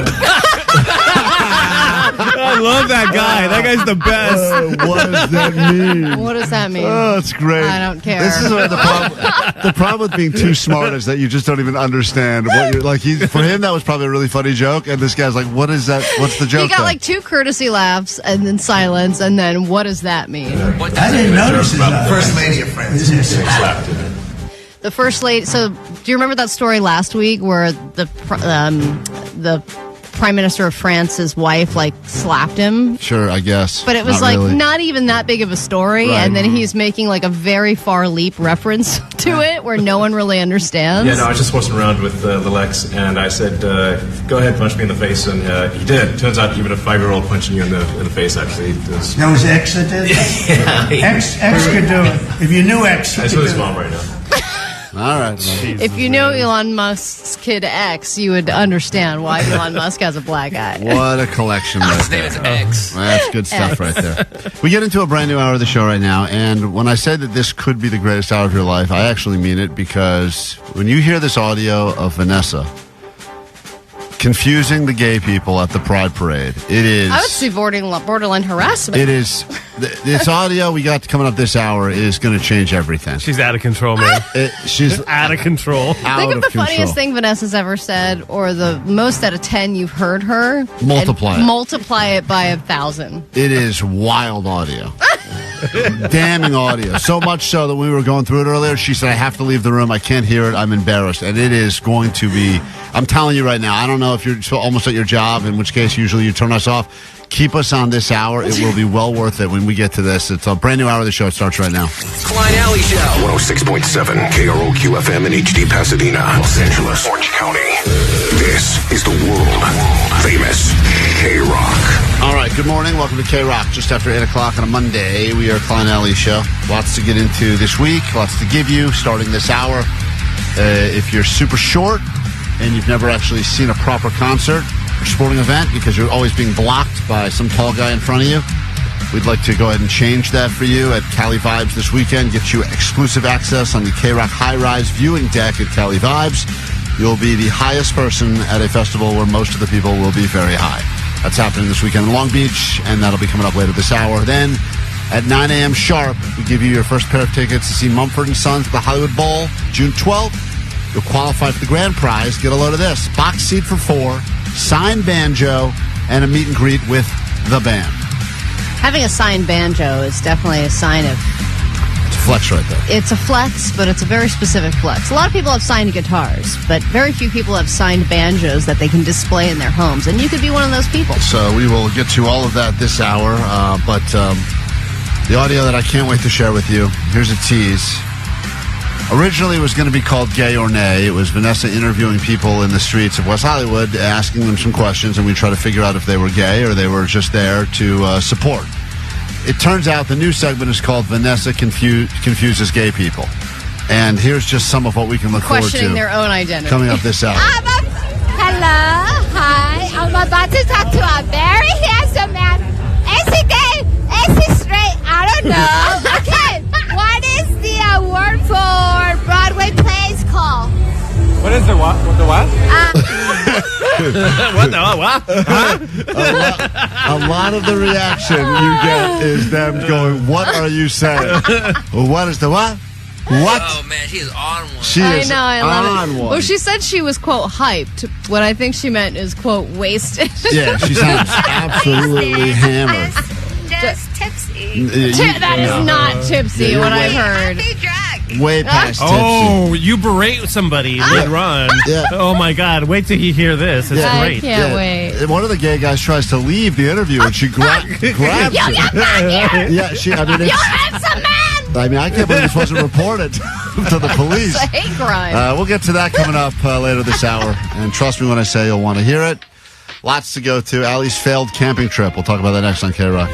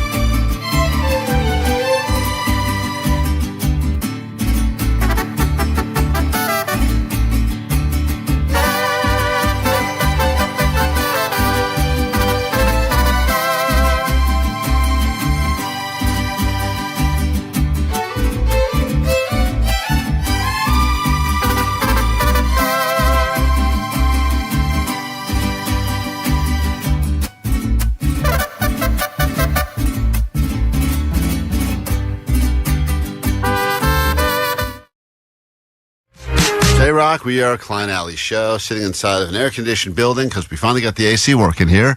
But Allie decided to leave the air conditioning and go out into the wilderness for a weekend of camping because that is how she believes every lesbian should celebrate Pride, by camping. Right, Klein. I wanted to get out of the hustle and bustle of Agora Hills and venture out into the hills of Malibu where I could sit back, look up, and gaze at the star. And then realize that it was a helicopter. Oh. Yeah, I went camping, but I went camping to a place where I thought it was going to be a little easier of an experience because, camping, you want to get away from it all. You want to drive 3-4 hours out and you want to feel like you're in the middle of nowhere. In this case, we were 10 minutes away from where we lived. Well, you don't get a point on the bucket list for the summer because Omar said it's got to be a 6-hour road trip and you went 10 minutes. That does not count. I already am planning a more than 6-hour road trip a little later this summer. But this one was just kind of a tester. Just try and see how the camping experience currently is. And in this case, I had made a mistake because I had made a reservation for camping. I thought it was for Memorial Day weekend. I was all excited. I thought I got this hot reservation, and then I realized that I had reserved it for the wrong weekend. So we went camping this past weekend. And when I fell asleep to the sounds of the freeway, I thought, this is why we do it. This is a really good get away from it all experience. Wait, you can really hear the freeway? Packed up the entire Subaru. It was jam-packed with all this stuff. Drove 10 minutes, set the whole tent up, cooked dinner on the fire, all that stuff, and then fell asleep to the sounds of the 101 freeway, which is the same soundtrack I have at my house. That's funny because you made fun of me when I did camping in my backyard, and you said that wasn't real camping. And I was like, well, you're right. But, most of the nonsense, setting up the tent and sleeping outside, and that's all the same stuff. Yeah, but you went 10 minutes. At least I packed my car. You didn't even pack your car. You just brought your tent from your garage to your backyard. Yeah, it's great. Yeah, but that's not really camping because you're not even doing a fire. What you did is not really camping either. You drove 10 minutes? Hey, some people drove farther than I did. Some people drove all the way from Hollywood. Okay, but still, that's not camping. It was me and a bunch of homophobic families that wanted to get rid of smart. They're like, we got to get out of town. The gays are taking over the streets. They're no, they're here too. And you could actually hear that's how close you were to the I could hear 101? the drag racing that was taking place at 2, 3, 4 in the morning. Listen, I haven't been camping in a while, proper camping, but the one benefit is you do feel, if you do it right, you're unplugged, you're out there, you're just hearing the sounds of nature. It's not for me, it's for some people though, and every once in a while it's a good mental reset. I saw a snake. Oh, that's cool. Yeah, that's cool. But that's real camping. Here's some of the audio. Allie recorded sound of her sleeping. This is how. So what I didn't realize was that it was not really off the beaten path. The path was very close. A highly trafficked roadway was not far from where we were. And once we pulled up to our campsite, it was very clear how many campsites they have jam-packed into Malibu Creek State Park. There was a lot of people there, and they were very, very close to me. And, of course, people bring their dogs. They bring all kinds of kids with them, all kinds of things like that. And it's supposed to be quiet hours past 10 p.m., but who does that, especially if there are shots involved? I literally saw people setting up beer pong tables at 9:30 p.m., and I was like, this is going to be a long night. So, did you try to complain? Did you pull a Karen and try to complain on No, them? you can't complain when you're camping. Even if things annoy you, you have to just deal with it because it's part of the camping experience. This was my soundtrack for night 1. So this is 3 different campsites all surrounding me, and there would be one dog that would start the chain reaction of all the other dogs. One of the campsites had 4 small dogs at it. And it even has the one dog that can't really bark, where it's like... Try. That sounds nice. This was during quiet hours. Yeah, well, the dogs don't know how that works. And this was much louder than the beer pong guys. They actually ended up being pretty cool. But like I said, when you're camping, you can't really say anything because you're all camping together and you want to keep the peace, right? You want to be nice. So I talked to the people the next morning and I was like, oh, yeah, how long you stay? And they were like, oh, actually, we're leaving today. I was like, awesome. Night 2 is going to be so much better because all these dogs are going to be gone. Then we went for a hike, came back, and realized that all of the dogs had been replaced by young children. Oh, no. Babies. Like 1 month old babies. Oh. And this was my soundtrack for night 2.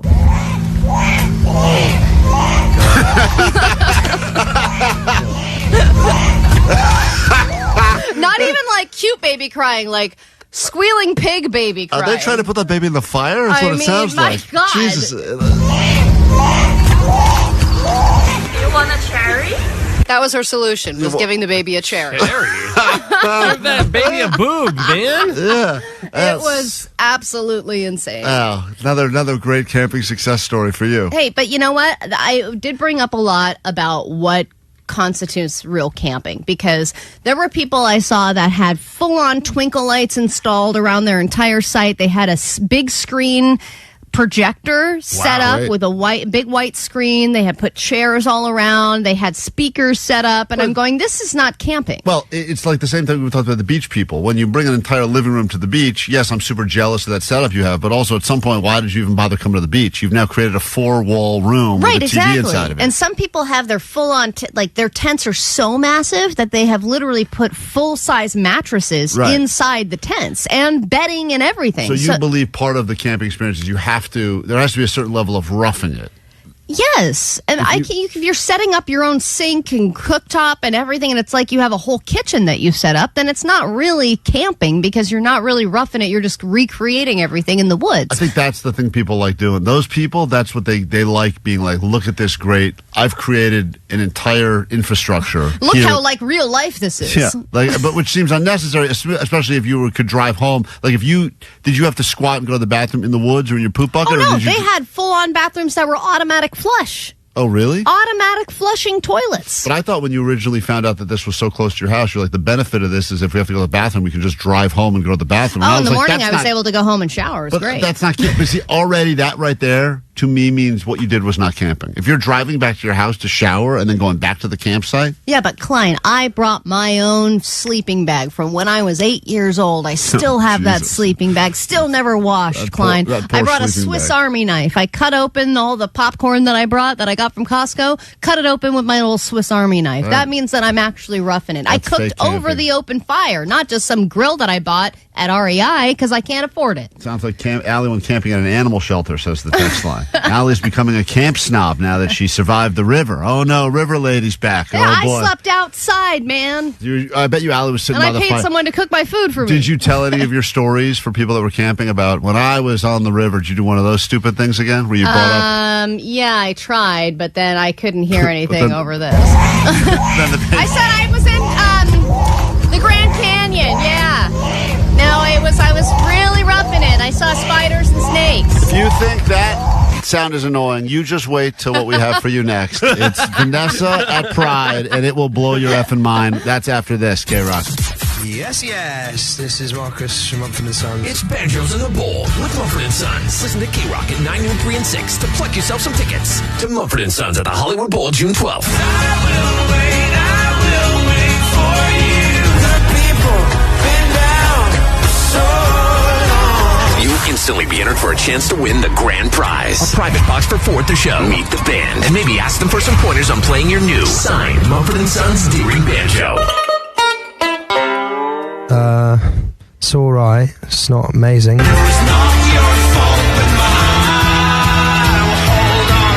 be the banjo person now. You might have to join a folk punk band. You might get booked at farmers markets. So be ready when you win Banjos in the Bowl with Mumford & Sons. Courtesy of Glass Note Records and Live Nation. Listen to the world famous KROQ.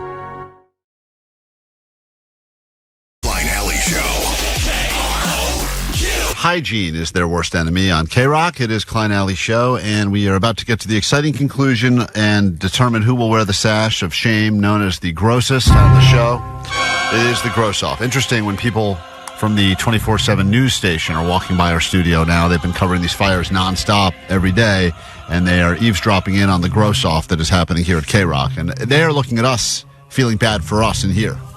Understandably. And the looks that we get from the KNX news crew in general, I think, are just looks of, what are you doing? Yeah, disappointment, but I'm getting extra looks today. 626, when you started the gross off, I thought Jake would win for sure. Turns out Allie is a monster. That is according to 626. Meanwhile, 951, I'm defending Allie. Sometimes I don't wash my hands after the restroom, but only at home, though, if I know I will not be eating or interacting with other people. Meanwhile, 559 wants to let us know that they dropped a pill of ecstasy in a urinal they were using and flushed it out and ate it.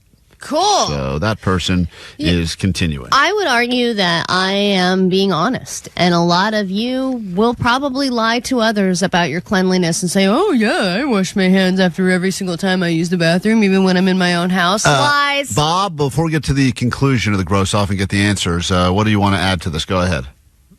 I'm just saying that Jake actually has a very nice, clean bathroom. Why do you know this? He posted a video. Bar buddy No, Bob. I hang out with the guy sometimes. Oh, you know Jake personally? You've been to his bathroom? Yes, I. Oh yes, I do. This is really? Bar buddy Bob. What? What? Hey, what's up, bro? Buddy Bob? What did you say? Hold This is on. Bar buddy Bob. What? He's my bar buddy Bob. Oh, you're going to go.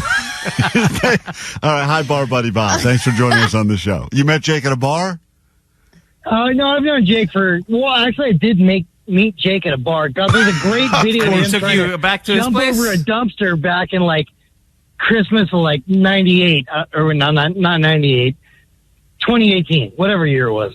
That's very different. So many years off. All right. This guy does sound like his name should be Fine, bar do buddy we still Bob. need to grade this? No, all right. Jake, you got You a met point. this guy by a dumpster. Jake, I Jake- jumped over a dumpster and he helped me. you're getting a point for grossness for knowing that guy. Thank you. Jake's up 1-0. Woo! Bar buddy Bob. You got Jake on the board. All right, here we go. We got to get through this quickly. All right, you drop food on the ground. How likely are you to still eat it, Allie? All right, I didn't know the circumstances, so I just wrote 1 second outside, 10 inside. Home, infinite. Oh, okay. So you can find something on your floor for hours later. You'd still eat it in your own house. Depends on the floor, I Jake, guess. what did you say? I said not very likely because it probably instantly has dog hair on it. See? I have a cleaner home. All right. I think Allie gets the point on grossness there. Keep track. Yeah, you're grosser. At least Jake had a hypothetical no as his Because answer. his floor is so dirty and covered in dog hair. Allie, your answer about eating food off the floor was 3 different reasons why you would still eat it. I said 1 second outside, 10 seconds inside, home, infinite. And Jake said probably not. At least he answered the question like a normal person. Question 2. Allie's gets a point. Jake got a point for knowing bar buddy Bob. It's 1-1. How often do you wash your hands after going to the bathroom, Allie? 50% pee, 100% poop. Ugh. Jake? Only when I poo at work or when I get poo on them.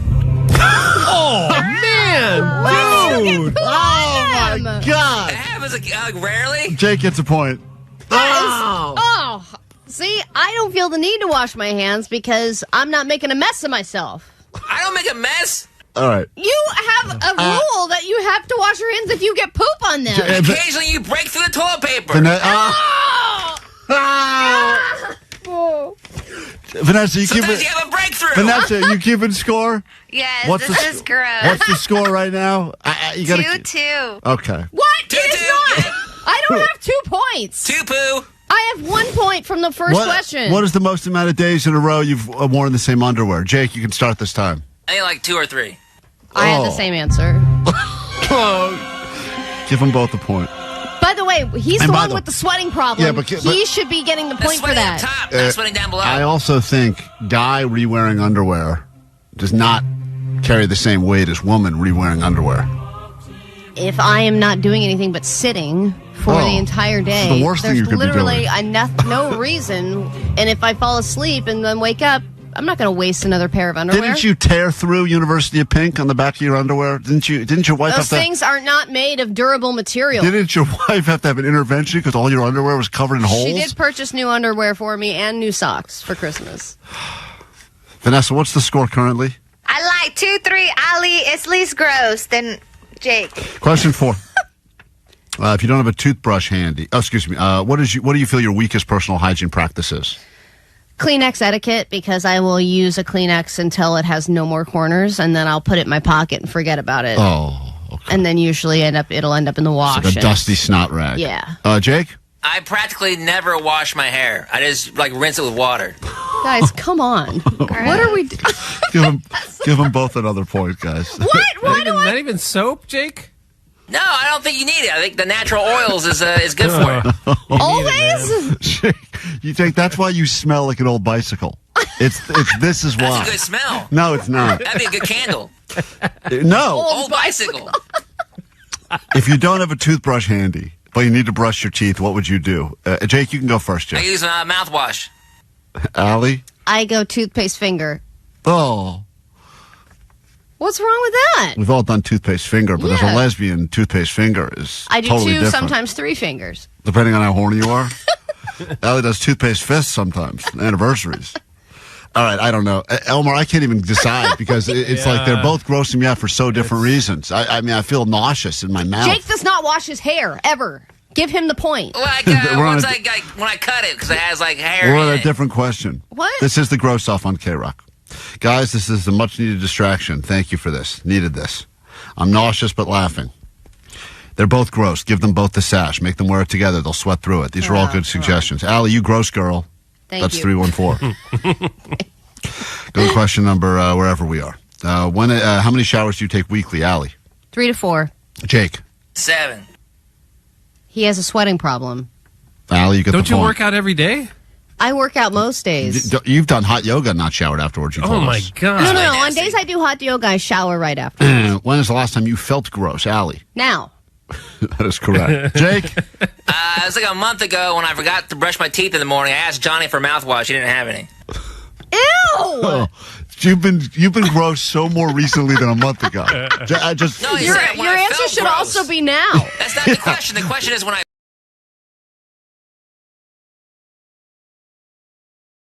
The second we're done with this audio from the streets of WeHo at Pride, Vanessa was out there on her rollerblades doing some exclusive interviews, and it has been making us laugh behind the scenes here at KROQ for the last 3 hours nonstop. As soon as we're done with that, we get you into Cali Vibes this weekend and get you VIP access onto KROQ Special High Rise so you can see the show up close and personal, and we'll give those tickets away the second we're done with this. Pride was happening in West Hollywood this weekend. It's been going on for, I don't know, many years. It's hard to say it's the gayest day of the year in West Hollywood because we're all pretty gay, but it's definitely one of the gayest. Oh, yeah. I mean, Maybe it's the when, gayest. People go into their little costume closet and they pull out, their rainbow Speedo instead of their normal hot pink Speedo, and they have a great weekend. So Allie couldn't go, obviously, because she was camping with the babies and the dogs and doing a real lesbian thing. So Vanessa went out because she got her rollerblades on, and the plan was kind of simple. We've done it before. A little game called Gay or Nay, where she goes up to people that are there and asks them some questions, and then we try to guess whether or not, based on the answers to the questions, are they gay or are they straight? And the questions were simple stuff, like, what is the award called for the best Broadway show? Tons. And what is the main ingredient in quiche? And what shape are the fries at Chick-fil-A? Stuff that we thought would be pretty easy to determine who's gay, who's straight. And it turns out what originally we thought was going to be Gay or Nay turned into a brand new segment that we were not prepared for called Vanessa Confuses the Gays. Because Gay or Nay ended up not really being about the people that she was interviewing and more about Vanessa herself trying to ask questions that she didn't understand. Vanessa, how do you think this went? I'm cringing at myself. One, it was really loud, so I was screaming. Yes. And I'm like trying to read the questions I could barely see, and then I'm pretty sure I'm saying a lot of the words wrong. Yes. And I repeat myself. But everyone was really nice, and that's all that matters. Yeah, you had a great time. This could be a hate crime, and this is not our goal, but just listen to this. This is just a jump cut of all of the every time she talked to anyone, she confused them. And then we'll try to play one round of the actual game. But take a listen to this new segment on KROQ called Vanessa Confuses the Gays. What's the main... Ow! Hold on. All right, right out of the gate, she's got a What's problem. the main... Ow! What is she drinking, by the way? Yeah, what'd you Everything, drink? all of the I above. was drinking, I think, tequila soda. Yep. How much did you have? I promise you I only had 2 and 1 shot. No way. Well, she's a child. Let's not forget. Okay. So Yeah, drinking tolerance is is low. right. A child. The cups were big. The cups were not The big. cups were big. And Right. you say you're not a child. Right. Okay. Here we go. What's the main... Ow! Hold on. All right, that was how it started. So it didn't start great. Then she gets to the first question, which is supposed to be an easy one, which is what is the award for the best Broadway show called? And she had a lot of trouble with this one. Okay, Luis. What is the award for Broadway plays called? What is it? What? Award for Broadway? What is the award for Broadway plays called? What is it? What? Hello. Hi. I'm about to talk to a very handsome man. Is he gay? Is he straight? I don't know. Okay. She's like fired up. She's like so aggressive. And she's not doing a character. I know this sounds like something that Sacha Baron Cohen would come up with. It's like a mix between Borat and Ali G. She's I know. kind of doing a mix of two of It's them. funny to hear her. It's almost like she's borderline angry. Yeah, well, she gets real She's mad. like, I don't know. Maybe you do. Right. Forget it straight. I don't know. Okay. What is the word for Broadway plays called? What is the what? The what? The word for Broadway plays. What's it called? We're both laughing. We are both laughing. I like the commentary. Let the record show. By the way, I don't hear him laughing at all. I hear her laughing, and I hear him I getting also don't frustrated. hear any of them shouting. No. Which yeah. you said that you were shouting because it was loud. Yeah, I don't know why you can't hear the music, but it was really loud. This child came up on rollerblades and started screaming at me about being gay, I think. Yeah, if you think, any guys who are not fan of the gays, and you're the ones that were holding those signs up that are like, God hates us, Right. that is much less effective than this. Yeah, this is the best way to really let the gays know how you feel. Just rollerblade up to them and start screaming at their face. So this is, once again, the segment has been changed now to Vanessa Confuses the Gays. What is the word? Hello, I'm with a very handsome man. Is he gay or is he straight? I don't know. Okay, what is the word for Broadway plays called? What is a word for Broadway plays called? That's 0 You for got 3. almost all of it. 0 for 3 on this question. 0 for 3. Oh no. Broadway plays. Okay, I like that answer. All right, she loves the answer. You repeating part of my question. I love that answer. The other question that she went to is, what is the main ingredient in quiche? And she had a really hard time with this one. What is a succulent? Oh, no, this was a different question. Sorry. This was a question about... Succulents. Right, do you know what a succulent is? And this was another one that really threw people off. Well, because they couldn't understand what the hell she was saying, understandably, so it got confusing. For Broadway plays called. Hold on, here we go, hold on. Let me fast forward past. Hold on, sorry. It's hard to keep track of it all because everything's labeled Vanessa screws up, so... Broadway plays. Okay, I like that answer. What is a succulent? What is what? A succulent. Succulent. A succulent? Succulent? Succulent. That word. Succulent. She finally goes, that word, and points to her phone. But this person is... that word and points to her. So she goes... But I love how eventually she shorts out and starts asking them how to pronounce it. Succulent? Succulent? Succulent. That word. Succulent. Succulent? That's the main ingredient in kimchi. This was supposed to be, what is the main ingredient in a quiche? So he never answered the succulent No, question? no, she's just The jumping. main ingredient in kimchi. In what? They're so confused. What's the main ingredient in kimchi? Just give me an answer. Damn. She's so frustrated. And this Just poor, give me an answer! This poor gay... She's so frustrated with herself. And this poor gay woman, listen to this gay woman. I don't know what your question is. I don't know what the question is. She's just harassing them. Answer me! So these didn't go great. At least they didn't go according to plan. They definitely went great. But Did you get one legitimate answer to a question? I don't think so. Answers. I don't know, Vanessa. I've been listening to these all morning, and they are great. But let's take you through one of them, the unedited, all the way through. This is Vanessa Confuses the Gays, also known as Gay or Nay at WeHo Pride over the weekend. And here she is on rollerblades, apparently hammered on tequila, trying to have a conversation, which ends up with her bullying the gay people. Hello, hi. I'm about to talk to a very handsome man. Is he gay? Is he straight? I don't know. Okay, what is the word for Broadway plays called? What is the what? The what? The word for Broadway plays. What's it called? We're both laughing. We are both laughing. What is the word? Tony. Okay. So you got I think he's just saying, Tony, let's go. Tony, let's get out of here. Tony, stop talking. This kid's scary. All right. What's the main ingredient in kimchi? In what? What's that word, kimchi? Jeez. Okay. What's that word? She shows them again. I love how he's like, oh my God, it's quiche. Quiche, take it out. What's the main ingredient in kimchi?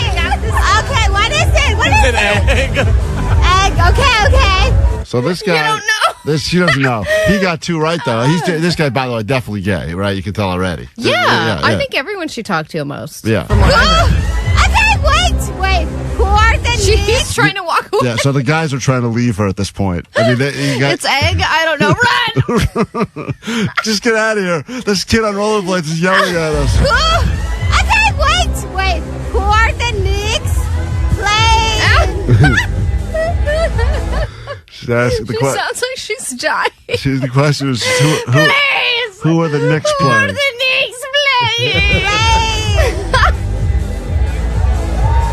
Sports, you lost me. It's sports. What's the last movie you saw in theater? You can barely pronounce theaters. I can't with this. He didn't see a movie in theater. It's been a while. I'm not too sure. Now he's mad. So this guy the next 1 minute gets really aggressive now. I don't know. He tries to leave multiple times, and she will not let him go. And I feel like apologies to the entire gay community. This was not our goal here. It's been a while. What? Wait. So that's the 3rd time he's tried to leave now. This guy tackles him and beats him This up. guy wants out so bad, and she will not let him go. What's the shape? What shape are the fries in Chick-fil-A? We can't support Chick-fil-A. Ew, gross. Gross. Buy Chick-fil-A. Okay. Did she just say buy AAA? He told me about Chick-fil-A, and then she said, the question is a very simple question. What are the shape of the fries at Chick-fil-A? But who would know that? Because she's screaming at this guy. And he's like, I can't support Chick-fil-A. And she's like, you're right, girls. Buy Chick-fil-A. Okay. What is a succulent? What? A succulent. I don't know how to say the word. Where? Succulent. What is a succulent? Succulent. What's a succulent? Oh my God. I'm like shaking him. She's so unhinged. Suggestion on the text Grabbing line. him by his little straps. Look at Daddy! Vanessa, someone said maybe the problem is you should have asked the questions louder. Is that possible? I know. More shrill. I can't believe this didn't get reported to the police. What's a succulent? Succulent. God, I don't even know how to describe it. It's just like a plant. A plant that needs water, obviously. Oh, hilarious. Wow. Vanessa is on fire. Bonding. What? Hey. These guys tried to leave again now. This is the 4th time they've tried to walk away. And she's just rollerblading behind them. What? Wait. What type of car do you drive? I drive a Lexus CT200. Okay, Lexus. I like that car. What's that about? I don't know. Okay, Lexus. She's turned. If somebody came up to me and was doing this, I'd be like... And then the fact Vanessa. that she can barely pronounce what kind of car do you drive. She's turned this. She's almost become like homophobic. She's like everything they say now. She's attacking. What kind of car do you drive? You were so many compliments. You have no idea. Well, listen, here it is. Vanessa. Okay, Lexus. Okay. It's a hybrid. It's It's a hybrid. we're all about saving the economy here. Of course, we're all about saving. Hold on. Of course, we're all about saving the economy. Okay, what's your drink? Wait, that's the 5th time now they've tried to leave. And she will not let them leave. This is like a hostage situation. Wait, what's your drink of choice? Oh, easy. Codigo soda with a splash of pineapple. Oh. Da. Okay, are you gay? Are you mocking him? These poor guys. Da.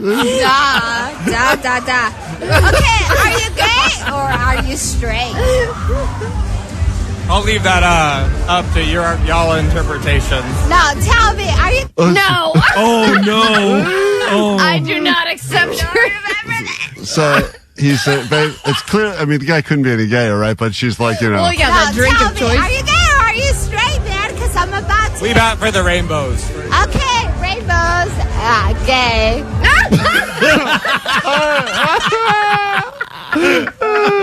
Rainbows, you're queer. Get out of here. That is, it's a new segment called Vanessa Confuses the Gays. And I don't know if we'll be doing that all month long, but man. I think that the is Pride aggressive. turnout next year is going to be much lower. Whoa, apologies to that guy. That was only one of them. She got like 9 like that. They all kind of went the same way. I want to hear all of them. All right, well, we can't today. We'll have to save some for another day this week. Man. Cali Vibes, short people. We're looking for you. Have you been blocked? Okay, sure, people. If you are currently driving a Lexus hybrid and would like to be mocked, call us. If you've never seen a show properly because of your height, we'd love to hear from you now at 800-520-1067. It's KROQ.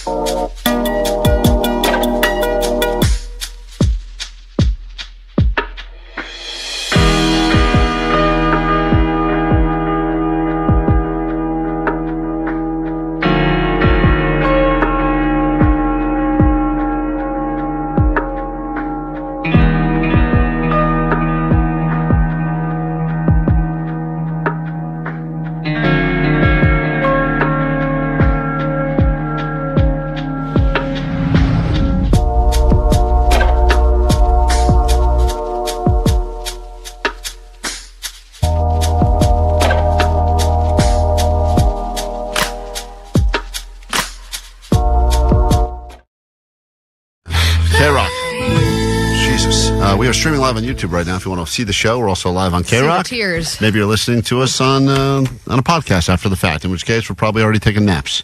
I'm Klein. That is Allie right there. Hello. Gay. All right, Vanessa, calm down. We don't have to. I'm about to burn that box, bro. You're not going to burn it. This Vanessa, we love you. That was a great job. is the greatest audio ever. You've just got an endorsement with Lexus, and then you've lost that endorsement already. Yeah. Okay, hybrid. Okay. That's good. By the way, we only listened to one all the way through. There's like That was 6 one. of those. There's 6 of those, right? And they are great. 949 said that was worth putting my job in danger for. I want more, please. All right. Well, you'll get it, I'm sure. And Omar's already having at it. The audio sniper is doing what the audio sniper does best, sniping away. So here's the question we have for you right now. Because KROQ has access this weekend at Cali Vibes to a very special VIP riser, which means that if you've ever been to a show before and you wonder who are all these groups of people that are standing like side stage that have these unobstructed views, no one blocking them. Well, usually it's the ADA section. Yeah, you go, either they're handicapped people, in which case Vanessa will mock them, or they are... gay. All right, now handicap, we said. We're going Or to do handicap or nay. they know the band, they're friends with the band. How'd they get those good Yeah. seats? Well, we'd like to get you into that section. A very special, exclusive, VIP, high-rise viewing deck at Cali Vibes happening this weekend in Long Beach. So the question is, are you a short person that has never been able to properly see a show? Have you never? And we'll be giving away these tickets all week. We'll do a different thing every day. So if you're not sure and you still want to go, don't worry. We'll get you in as well. We'll make sure that you have a chance to block the person that wins today. But let's say hi to Michelle, and we will go up and down these phones and figure out who is the shortest that deserves access to an unobstructed concert for the first time in their entire life. What's up? Is this Michael? Actually, Michael. Oh, but Michael, what's going on? I think you did. Yeah, I think you did that last week too. I get There was Michael and Michelle Michelle. Michael's and Michelle's are spelled almost identical. They're not. They're different. That's close enough. Anyway, go ahead, Michael. I was at a parade and my girlfriend had to go to the restroom, so we had to go to the porta potties, and I wasn't in line of sight. I wasn't able to get there in time, so I climbed up on the porta potty. Oh, just to try to get a view of the parade?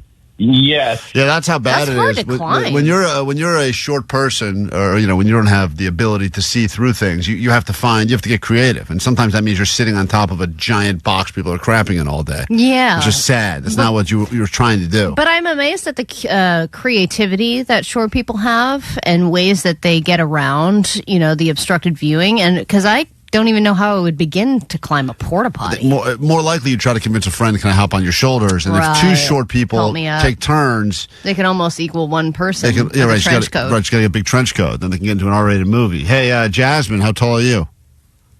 4'7". Oh, you even have that Munchkin voice too.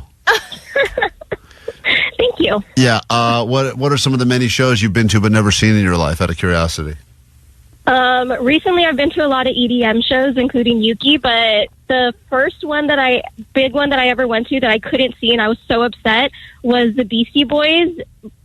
Oh, you yeah, had a that chance to almost see. really That's so hard sad. for me. A band like that, a group like that, that'll never perform together again. And you say, I was at a show, but I couldn't see it.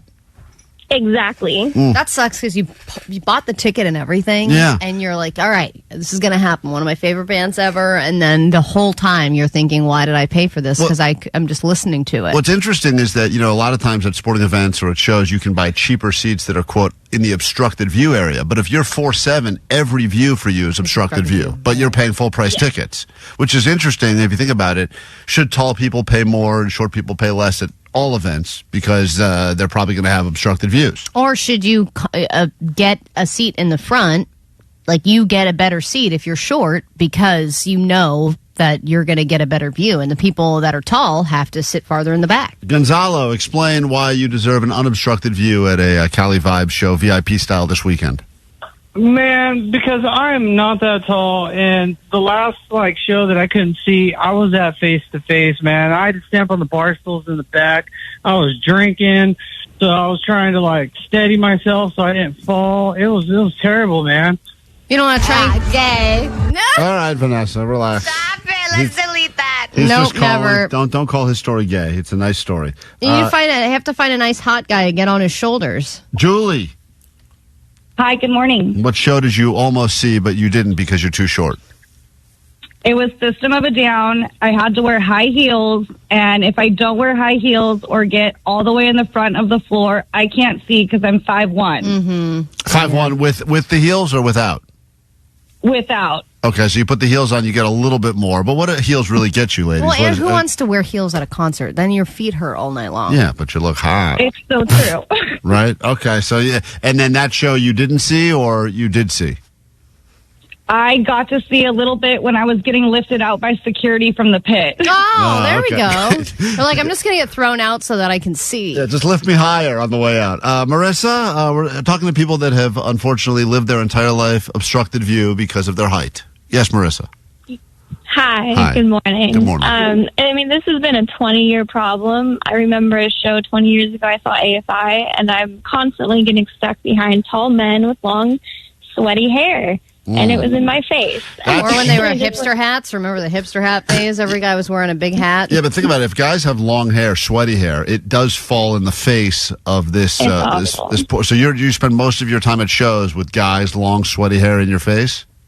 Yeah, and I have to go through the pit and put myself at risk to get to the front to try and see anything. Yeah, that is the risk you run. It sucks that it's something you have to worry about, right? Like, you think you're just going to buy a show, you're going to buy a ticket to a show and just go. But now they have to worry the whole time about whether or not they're going to be able to see. And sometimes you get a great spot, and then some tall-ass person stands right in front of you at the last minute. Marcella, we give you the final word here, and then we've got to pick someone to give an unobstructed view to at the Cali Vibes this weekend. What's up?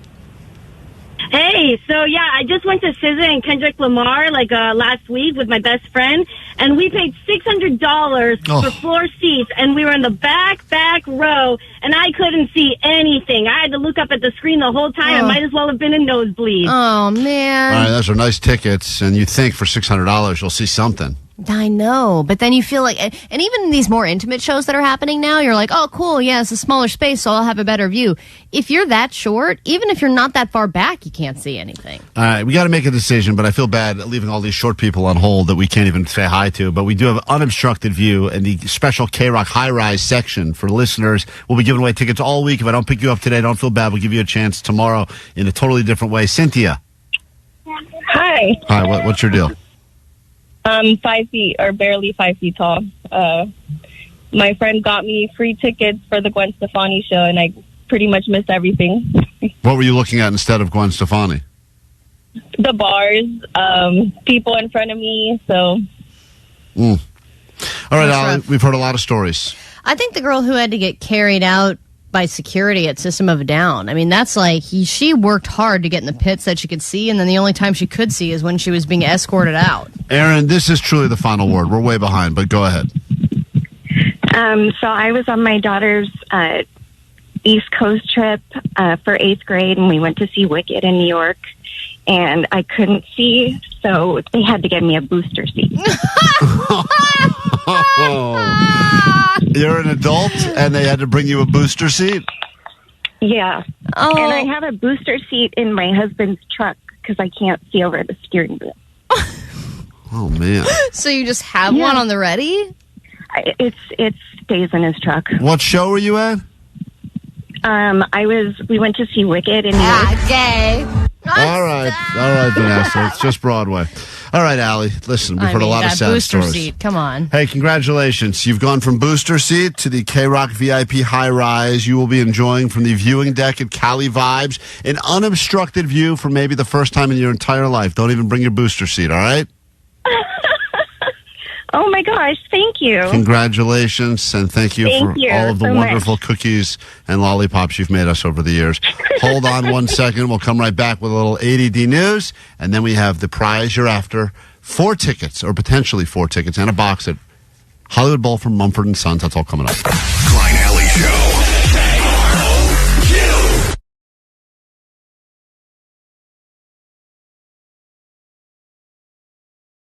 It felt gross. Yeah, but you should feel gross now. I know. Right now. Feel good now. All right, moving through this round. How you eat? You eat. Doesn't give them all the points. Everyone. 909 said, "What in the name of white people is happening?" I don't know. Eating food crumbs that fell directly on the table or on your own lap. You eat crumbs off your own lap in the table directly. Of course, yeah. Allie does. Yes, Jake, you too. No, I never eat crumbs. Okay. It does. These are not points. This is just to get a sense of the person. Turned clothing inside out to rewear it. Nope. Nope. Smelled the dirty towel. Realized it was dirty, but still used it. Yeah. Yeah. Okay. Pretended to wash your hands after going to the bathroom, not to appear gross. No. Yes. Oh. Ate something you found between the seats of your car, unwrapped. No. Maybe. Ate around mold on a piece of food. I cut it off. Bread and cheese, yeah. All right, and defend something that other people would think is gross that you do not, Allie. Bringing in stinky food into the building because it is healthy food usually, and even though things have expiration dates, it's just the big companies trying to get you to buy more stuff and waste more food. Jake? Eating expired or leftovers that are been in your fridge for over a week. It's fine. Yep, I'm with Jake. All right. Which is sad. Vanessa, I have this scored as almost a dead heat tie. It's literally a tie. Yeah, they both are gross. both incredibly gross. So congratulations. I don't wanna be gross bros. You and Jake are gross bros. Let's get them both in This is a wash after all of it? All of that. How ironic. The one thing they don't do. Well, look at you. You made it through a Klein Alley Show video. You probably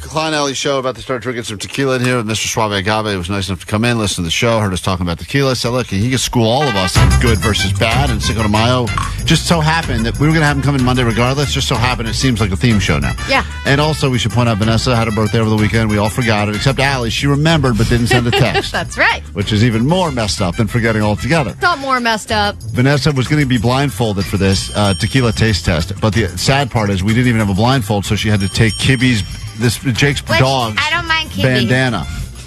Well, So that's you- a byproduct of Jake and Yeah. his smells. Yeah. Okay, but wait, but Put they're the blindfold on. Okay, question. Do I still need to do it because like they all look the same? You don't need to do it, but you still need to do it. I think you need to be blindfolded. I know they Here, all I'll look help the you. same. Fine. I just want to, Mr. Suave Guy, these are all Blancos we're drinking today, right? These are all Blancos, Okay, yes, 'cause absolutely. a lot of different categories, tequila, and usually when you start getting to the real expensive ones, you're like an Anejo, something like that, right? A darker tequila. These are all kind of and not that you couldn't have an expensive Blanco, but usually there's other styles are more expensive, right? Absolutely, yeah. Blanco, you could actually technically age a Blanco up to 59 days until it turns into a Reposado. So you could have a Blanco that's still aged in a bourbon barrel and all that. What's yeah. the most expensive tequila you've ever tasted? What does that go for? There's a brand called Fuente Seca, and that's a 21-year aged extra añejo. Right. That one goes for about $1,400 Wow. or so. Yeah, Not bad. And that's what yeah. I was gonna bring you. I know. Well, you should have, but you didn't. I like Vanessa in the blindfold. All right, so we're going to try. We have 4 tequilas here. One of them is bottom of the barrel, bottom shelf, and one of them is a. She's holding her hand yeah, so I'm she's gonna going to help her pour it in her hand. Oh, we got to pour it in Got her mouth. hand out. All right, and Vanessa will get hammered at the end of this as well. So the can't next hour of the wait. show is going to be one I'm of those. seriously so scared. You know when you've been hungover from tequila? Yeah, Like the smell it reminds you of that. Is that what you're saying? Hey, And after one afraid. drink, you get over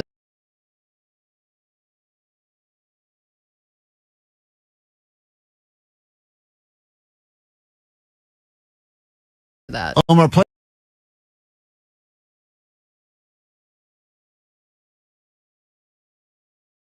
the volleyball clip. I want to ask you, Mr. Suave, what type of tequila do you think she was on when she said this? Okay, volleyball. Now, if you really know your tequila, you would know how much tequila she had when she was flirting with a volleyball. Sounds like a Cuervo. Cuervo all the way around. Yeah, that's what it does. Yeah, That is absolutely. correct. This guy's real deal. We had people that called in. When we said he was coming in, we had people that were going, Sweet Dips, guys. I was just calling because I've heard your 429 show, and I have to say that Mr. Suave Agave, he is legit. he's legit. Mr. Suave Agave is legit. So here we go. He's our tequila expert now. Perfect. We're ready to go. All right, Vanessa, whenever you're ready, Cheers, bitches. tequila number 1. Are we all cheering? I need to know that you're in this with me. We're all cheersing you, Okay. definitely. Cheers. Totally are. Are we all cheering, she said. It's just the best. Yay. Yeah, we're all Okay. throwing them back. Woo! I'm testing. Now, You're we're going in order from left to right? Left to right, yeah. Tasting number one. Yeah, we're going to go tasting number one. Number one. I'm not just sipping. Vanessa looks like she's sitting on a high chair, by the way, on the video screen. Got our booster seat, yeah. She looks All like right, now come to the airplane.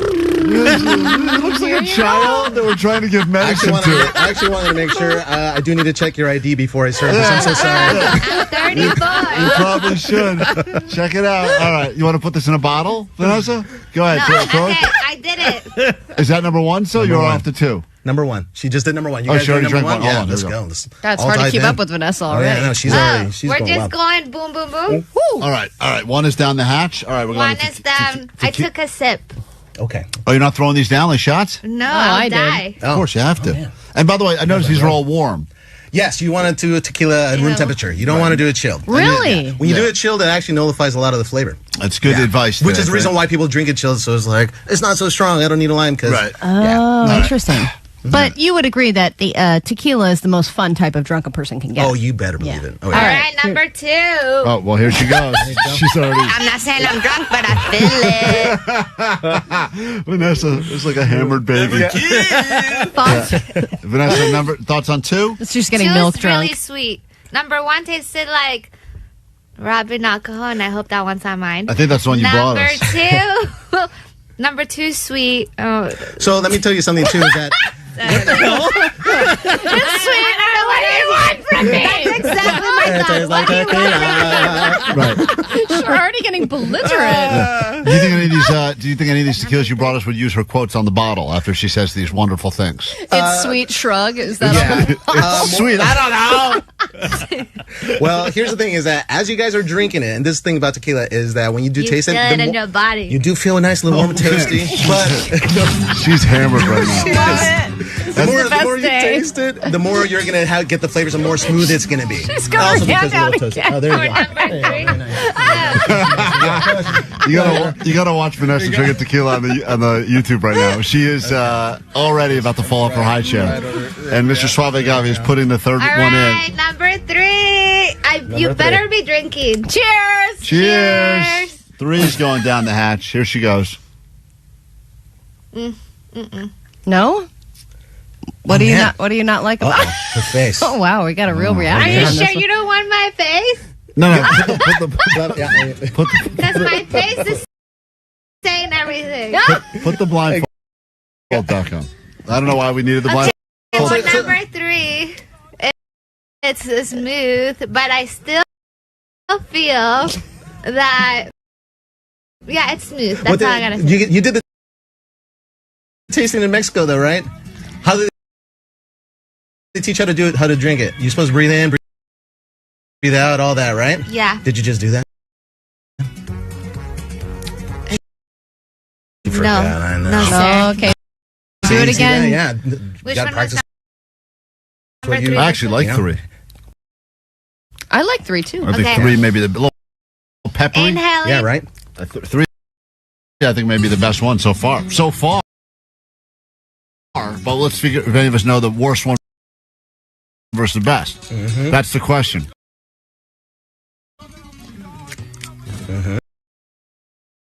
It definitely has the most flavor. Suave Gabi, you got to come with me on Wednesday after the show to get my nipple pierced and bring these. We'll bring some these- tequila. Yeah, man. bring, yeah. Oh, thank heck you. yeah, you're gonna All need right. it. Last, what did she say?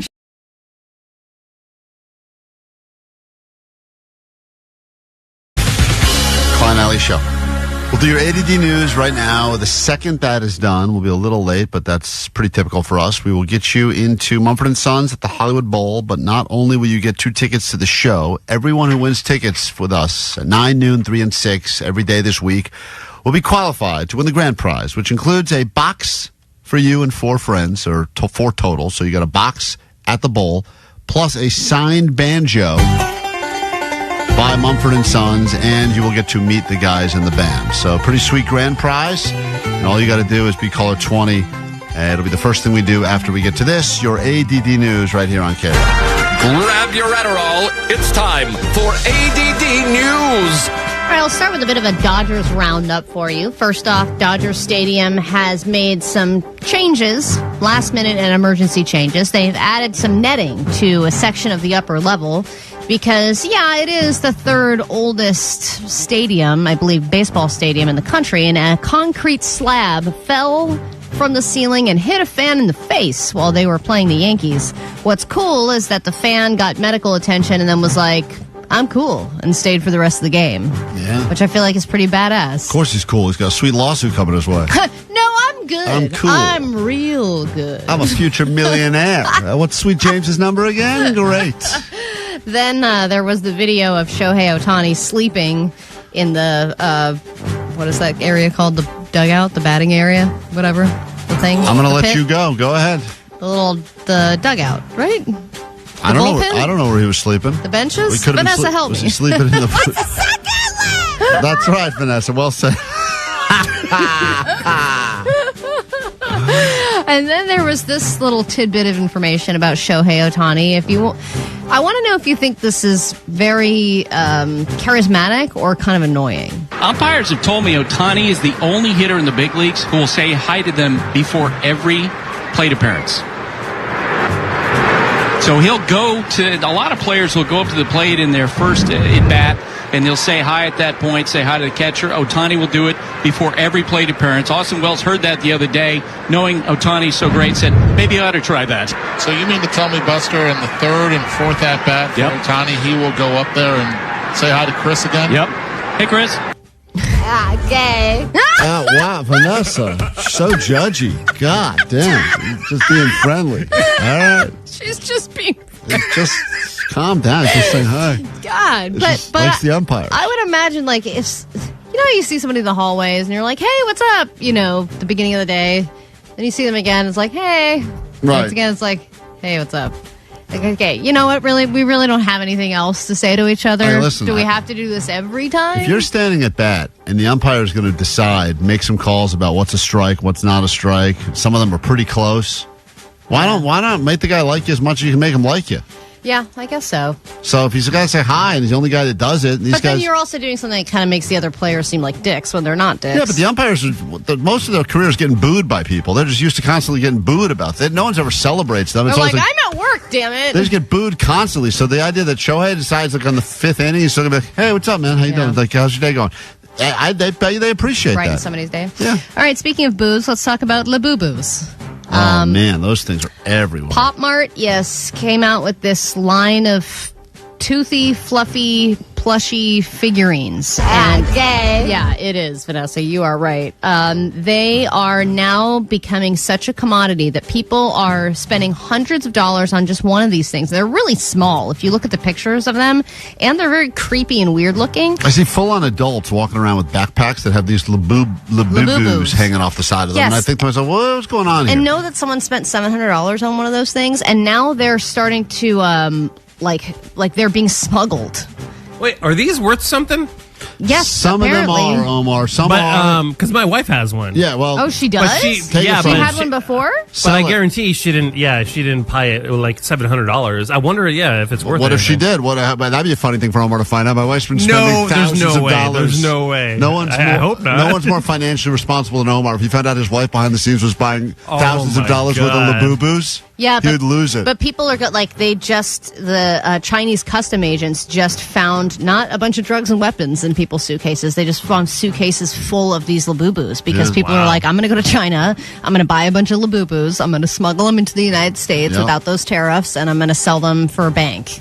And that's what people are doing now instead of smuggling drugs. We're trying to get our hands on one to give away. You got a Labubu? Just can't. We get into a brand new hour of the show right now. And the very first thing we do is make you a big fat winner. Mumford & Sons at the Hollywood Bowl. Caller 20 now. 800-520-1067. Let's go. Klein Alley Show. 106.7 KROQ FM in HD Pasadena, Los Angeles, Orange County. This is the world famous KROQ. All right, good morning. What an hour we have in store for you. Thanks for hanging out. Perhaps your first day listening to the show, or maybe you've been trying to win over and over and over again, and you've said, if I don't win today, I'm done with these losers. Well, maybe it's your chance right now. We got tickets for you to go see Mumford & Sons Hollywood Bowl shows on June 12th. which I remember when Marcus Mumford was sitting right there in this studio, right in that seat right there, and he told us about this show at the Bowl. It always feels so far away. June 12th. We probably won't be here then, but enjoy that. And now here we are, a few weeks away, and we get you into the show at the Bowl, and potentially you end up with your own box right up front, plus you get to meet the band and get a signed banjo. That's a real hipster flex. So we got that coming up for you right now. Call it 20 this hour on the show as well. Netflix announced a bunch of new stuff coming. We'll get into a round of Netflix or Notflix to celebrate a brand new month of June. Let's see how well you are at determining real shows versus ones we've made up, and a bunch of other stuff that we have planned for you this hour as well on KROQ. So let's go ahead and start by making someone a winner. 19 disappointed people puts us on a guy named Mark. Mark, good morning. Yo, Sweet Divots! Sweet Divots, you are caller 20. All right, yeah, first in, let's go. You will be at the Hollywood Bowl, at the very least, with some seats, but potentially end up with even better seats. And a banjo. And so get ready. I don't know how many banjos you currently have in your collection. How many? I have 0, but I'd love to add 1. All right, you could get one signed by the band and meet the boys. Hold on, you're the first winner. Another chance coming up at noon on KROQ.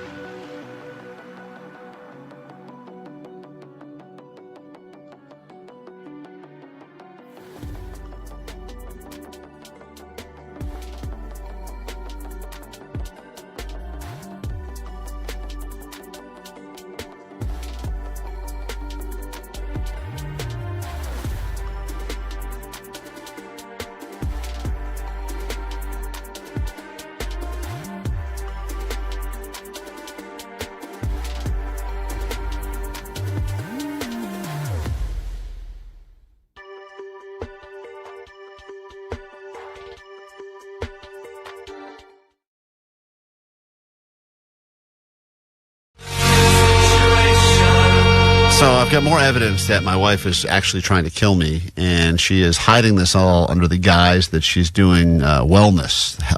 She's on a wellness. Shouldn't use the rat term. poison. It's really good for you. It's I'm gonna put some organic in rat poison. She's always doing these new things. Like, I'm going to go work out inside of an infrared sauna. Which I don't know how she knows about these trends because they seem to come and go so quickly. I don't know how she can keep up. All I know is she does them behind my back oftentimes, and then occasionally she'll say, hey, you should come do this thing with me. And the 3 times I've actually gone with her on whatever these dumb things were, every time it's like me struggling for survival, including the whole cold plunge thing that she was going to get into. Well, you've been doing that. Then you're also doing her Pilates classes with her, aren't you? No, I did it. She does this not the one. She does 2 different types of Pilates. One of them is inside of a hot room, like a sweat box. Where's the gay drop, guys? And she said, gay. Right. People are going to hate me. Right. I love the gays so much. Pull that clip too. It'll be her fighting with herself.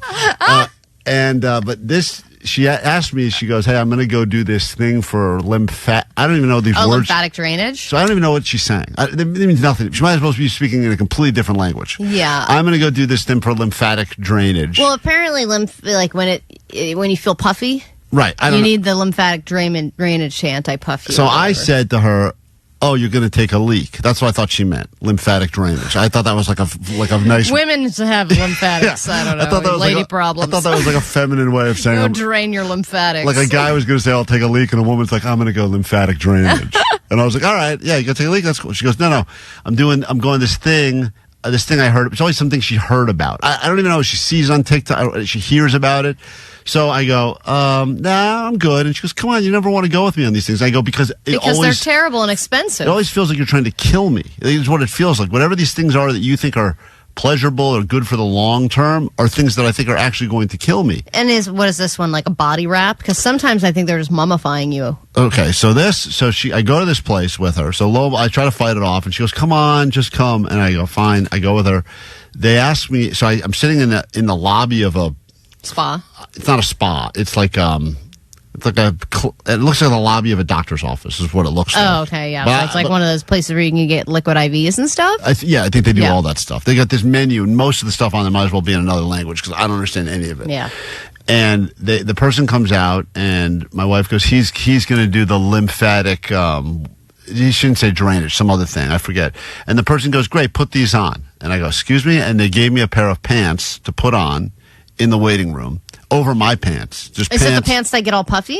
Okay, so I don't know Those are hilarious. So hold on. I don't know what's about to happen. I just know she tells me to put on these pants. Yeah, it's like wearing clown pants. In and all my of a sudden head, your legs are in huge. my head, I think that it's going to be like it's going to be warm sauna pants or something. All of a sudden, this person hits a button. It's like your legs turn into a bounce house. And the pants go...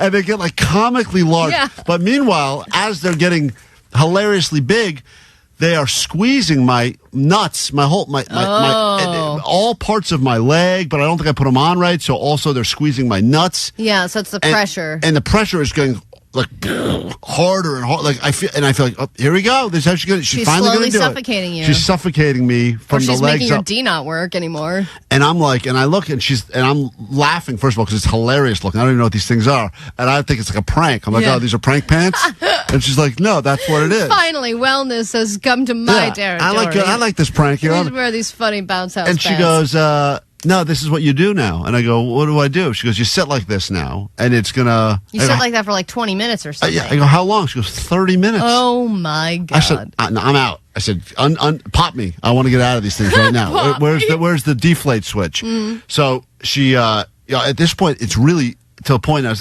It's uncomfortably like it goes from being funny to like I don't like this at all. And she goes, well, it won't work if you take them off now. And I go, it's never going to work. Look, I'm not looking to do lymphatic drainage here. Yes, because I think somebody just goes, here's a concept I've read about. Why don't I create balloon pants that then, compress your legs, and I'll just tell everybody it does lymphatic drainage, and I'll charge $50 a pop for it, and people make money doing it. So I say, is there any? And there's no one there, by the way. So it's just me and her sitting now behind a curtain. What is she in a getting waiting done? room. She was going to do the same thing, but apparently not with funny pants. They just wrap a thing around her. Her thing looked normal. She just had like a vest, like wrap. Looked like a world wrestling, like a WWE championship belt, kind of, that was wrapped around her, and it didn't even inflate that big at all. So it just looked normal. And meanwhile, I'm like looking like I'm in the Macy's Thanksgiving parade, and there's no one coming to help. And I'm hitting all the buttons to try to deflate it. Nothing deflates it. In fact, I make it go tighter. So then I decide I'm going to get up and walk to find help. Oh, that's hilarious. And these pants, you can't really walk in it because the legs, think like a fat person in corduroys. The legs are just like pushing together. So I'm walking to like the front area where there was someone a moment ago. There's no one there now, and I'm just going, hello, is there anyone here that can deflate me? And she's going, sit down, you're going to ruin this, because there's like, you're going to ruin your suffocation. Sit back down. You're almost dead. Just sit down. So finally someone comes out and goes, what's going on? I go, I hate everything about this. Can you take these pants off me? And they go, well, wellness isn't for everybody. That's what they said. Wellness isn't for, they're right. It's not for you. You know what? That is my package. Nope. Yes, this is Marcus from Mumford & Sons. It's Banjos in the Bowl with Mumford & Sons. Listen to KROQ at 9, noon, 3, and 6 to pluck yourself some tickets to Mumford & Sons at the Hollywood Bowl June 12th. I will wait for you. The people been down so long. You'll instantly be entered for a chance to win the grand prize. A private box for 4 at the show. Meet the band and maybe ask them for some pointers on playing your new signed Mumford & Sons D-Ring banjo. It's alright. It's not amazing. You'll be the banjo person now. You might have to join a folk punk band. You might get booked at farmers markets. So be ready when you win Banjos in the Bowl with Mumford & Sons. Courtesy of Glass Note Records and Live Nation. Listen to the world famous KROQ.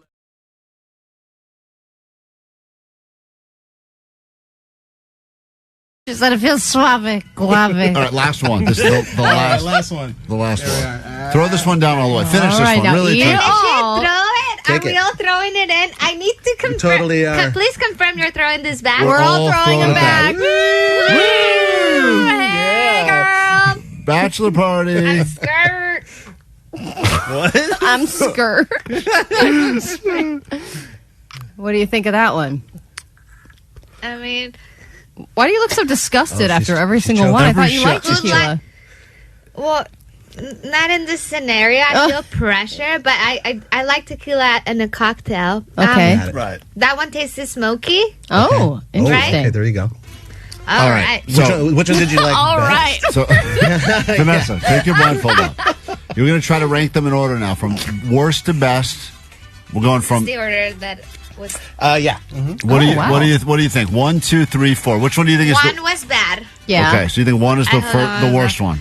Number 2 was pretty, like, on a scale from 1 to 5, I give it a Hold 3. on. You're now confusing this system. You just have 4 tequilas here. Okay, I on a just scale need to from know- 1, A through C. No. A through Z? What kind of a rating system? That's so many choices. Okay, on a scale from... I give it a Q. It gets a Q. Is that good? I don't know. Okay, happy face. Okay, so the second you said tasted sweet. On a scale from 1 to 5, kind of just say... You should have brought the emoji chart. You know what I mean? Okay. It's a middle. I would give it a middle rating. Right. Okay. Middle. Like a happy smile with no teeth. Okay. Got it. It's a P.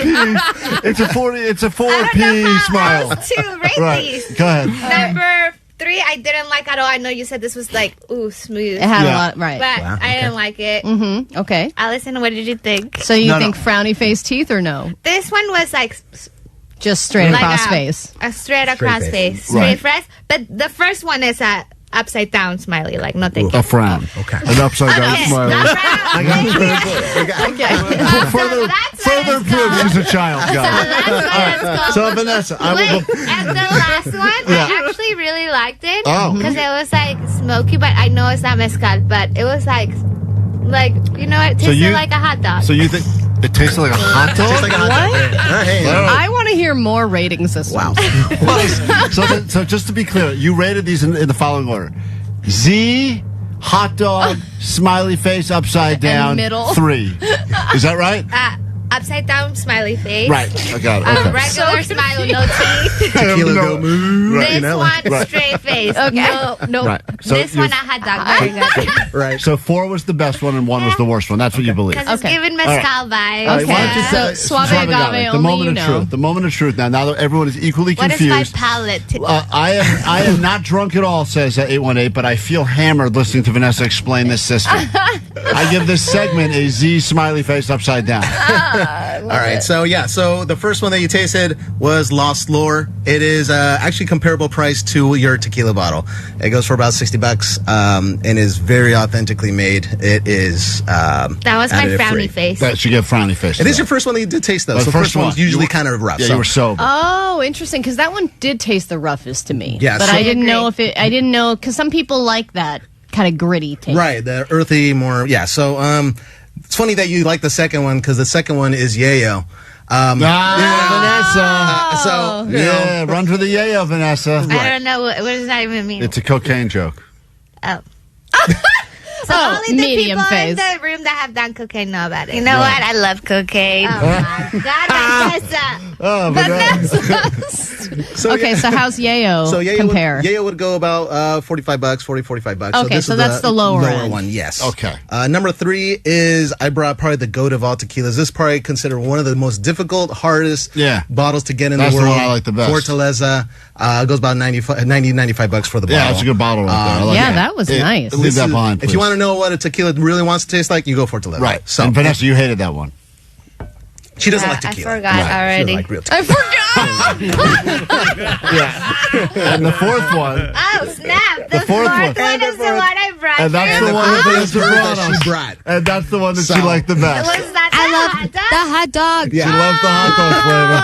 Oh, she chose it in a lineup again. I know. Unbelievable. She did. She did. beat And all I these. honestly didn't know. Didn't? As you know. You we did? didn't know. That's amazing. Wow. Well, she That likes hurts. it. All right, So Mr. this Suave Agave, you feels are the like man. $100. Thank you. Right. Where can people find more about you? I know you got the Instagram, you're on TikTok, all Yeah. over the place. TikTok, YouTube, Instagram. I do tequila tastings. I do private events. This I go out guy's there. I'll good. teach you whatever you want. And I'm a goofball at heart, so I bring a little personality to You're it. the best, dude. We will Thank you, endorse man. you thoroughly. Suave Agave, thanks for coming by on the Cinco de Mayo hang. As 818 said, it's the hot dog flavored tequila. That's the one for me. So, I love the hot dog. How many years must you age your tequila and hot dog water to give that perfect flavor? Oh, God. Go to a stadium and you'll find out. All right, quick break. We're back with more show and your tickets to Just Like Heaven coming up, K.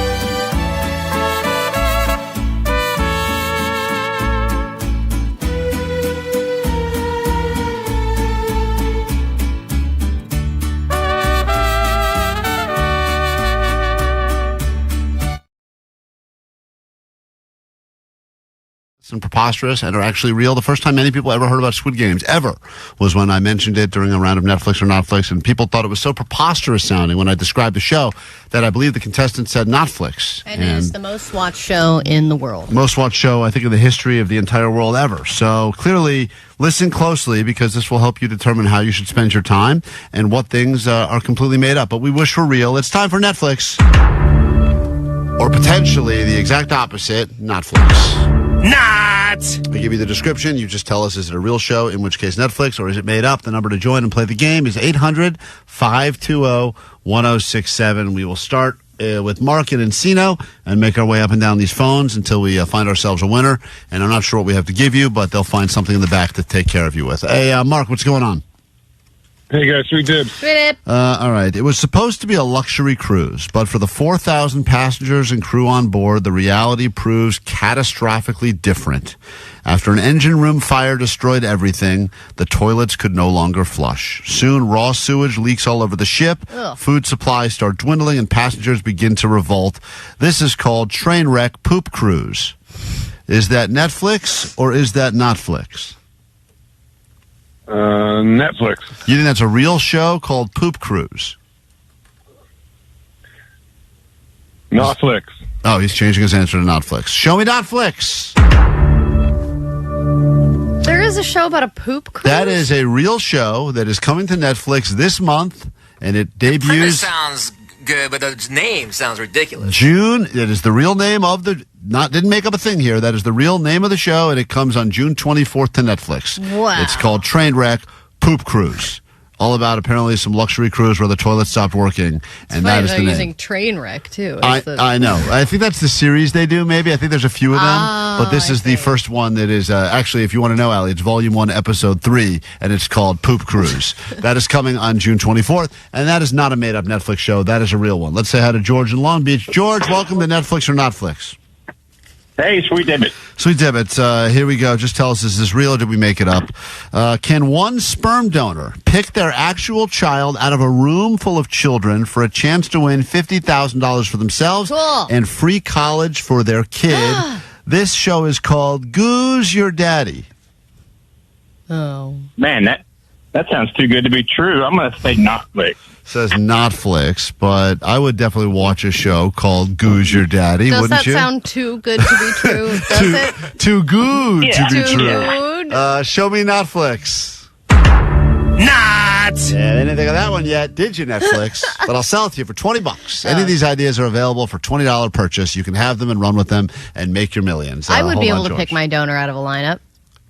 You would be able to pick your donor out of a lineup, you think? I think so. But do you think your donor would be able to pick if he had your son in a room with a bunch of other kids aged 2 to 7 years old, and he had to figure out by looking at everyone in the room, let's say there's 50 kids in the room. You think he that's could, so many. 10. Let's say 10 kids. Okay. You think he could pick your kid out of the group and say, that's my kid? Oh, God, that's so tough because I don't know what he looks like. Who's your daddy? Well, now I like it. Am I going to win $50,000? Let's say hi to Kyle. Good morning, Kyle. Welcome to Netflix or Notflix on KROQ. How goes it? Go good. How you doing? All right, just tell us, is this a real show? Did we make it up? The owner of a struggling bakery finds out that his wife has left him for his brother. So to get revenge, he tries to sleep with her brother in a show called Pie Sexual. Ooh. Is that Netflix or is that Notflix? I'd say Notflix.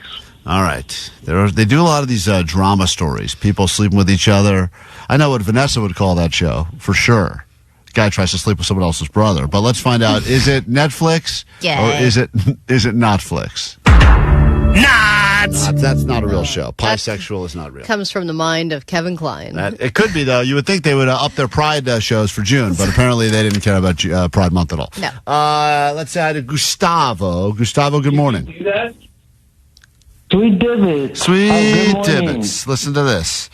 On board of an airplane is 700 kilograms of cocaine stored in 26 suitcases. Cool. None of the passengers have the profile of an international drug smuggler, so no one knows who the luggage belongs to.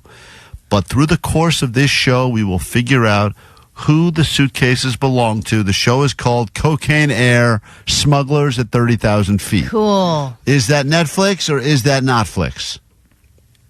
This is definitely Netflix. Show me definitely Netflix. It is definitely Netflix. They love a good drug smuggling story, and that one debuts on the 11th of June, and it's called Cocaine Air. That sounds great. That is Vanessa's favorite Now, airline that's my also. kind of competition show. I should point out. Well, 3 people were able to correctly predict what is Netflix, what is Notflix, who is going to win themselves a random prize for the back office at KROQ. Let's go with Gustavo. Gustavo, congratulations. Your knowledge of all things Netflix, Notflix results in you winning. Let's see. We're going to give away 700 kilograms of cocaine. Woo! Congratulations. Yay! Prize is subject to change, so hold on for probably something that's worth a lot less than that. For your Klein Alley Show, this is KROQ. Good morning.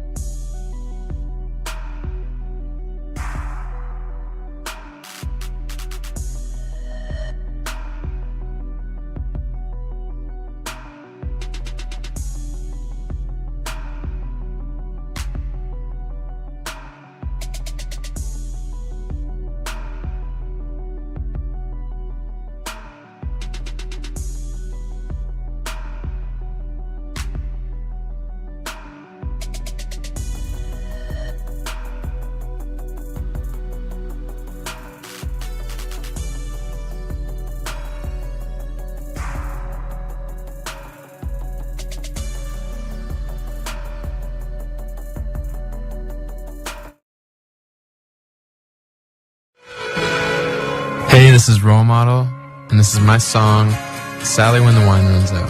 And you're listening to Klein Alley Show on KROQ. Let's take care of that real quick for you. Hold on. There we go. Problem solved. Nice. All right, let's do this. Ooh, that was a close one. Man, sneak up on you. Can't believe you can't hear him coming on horseback. Got sallied.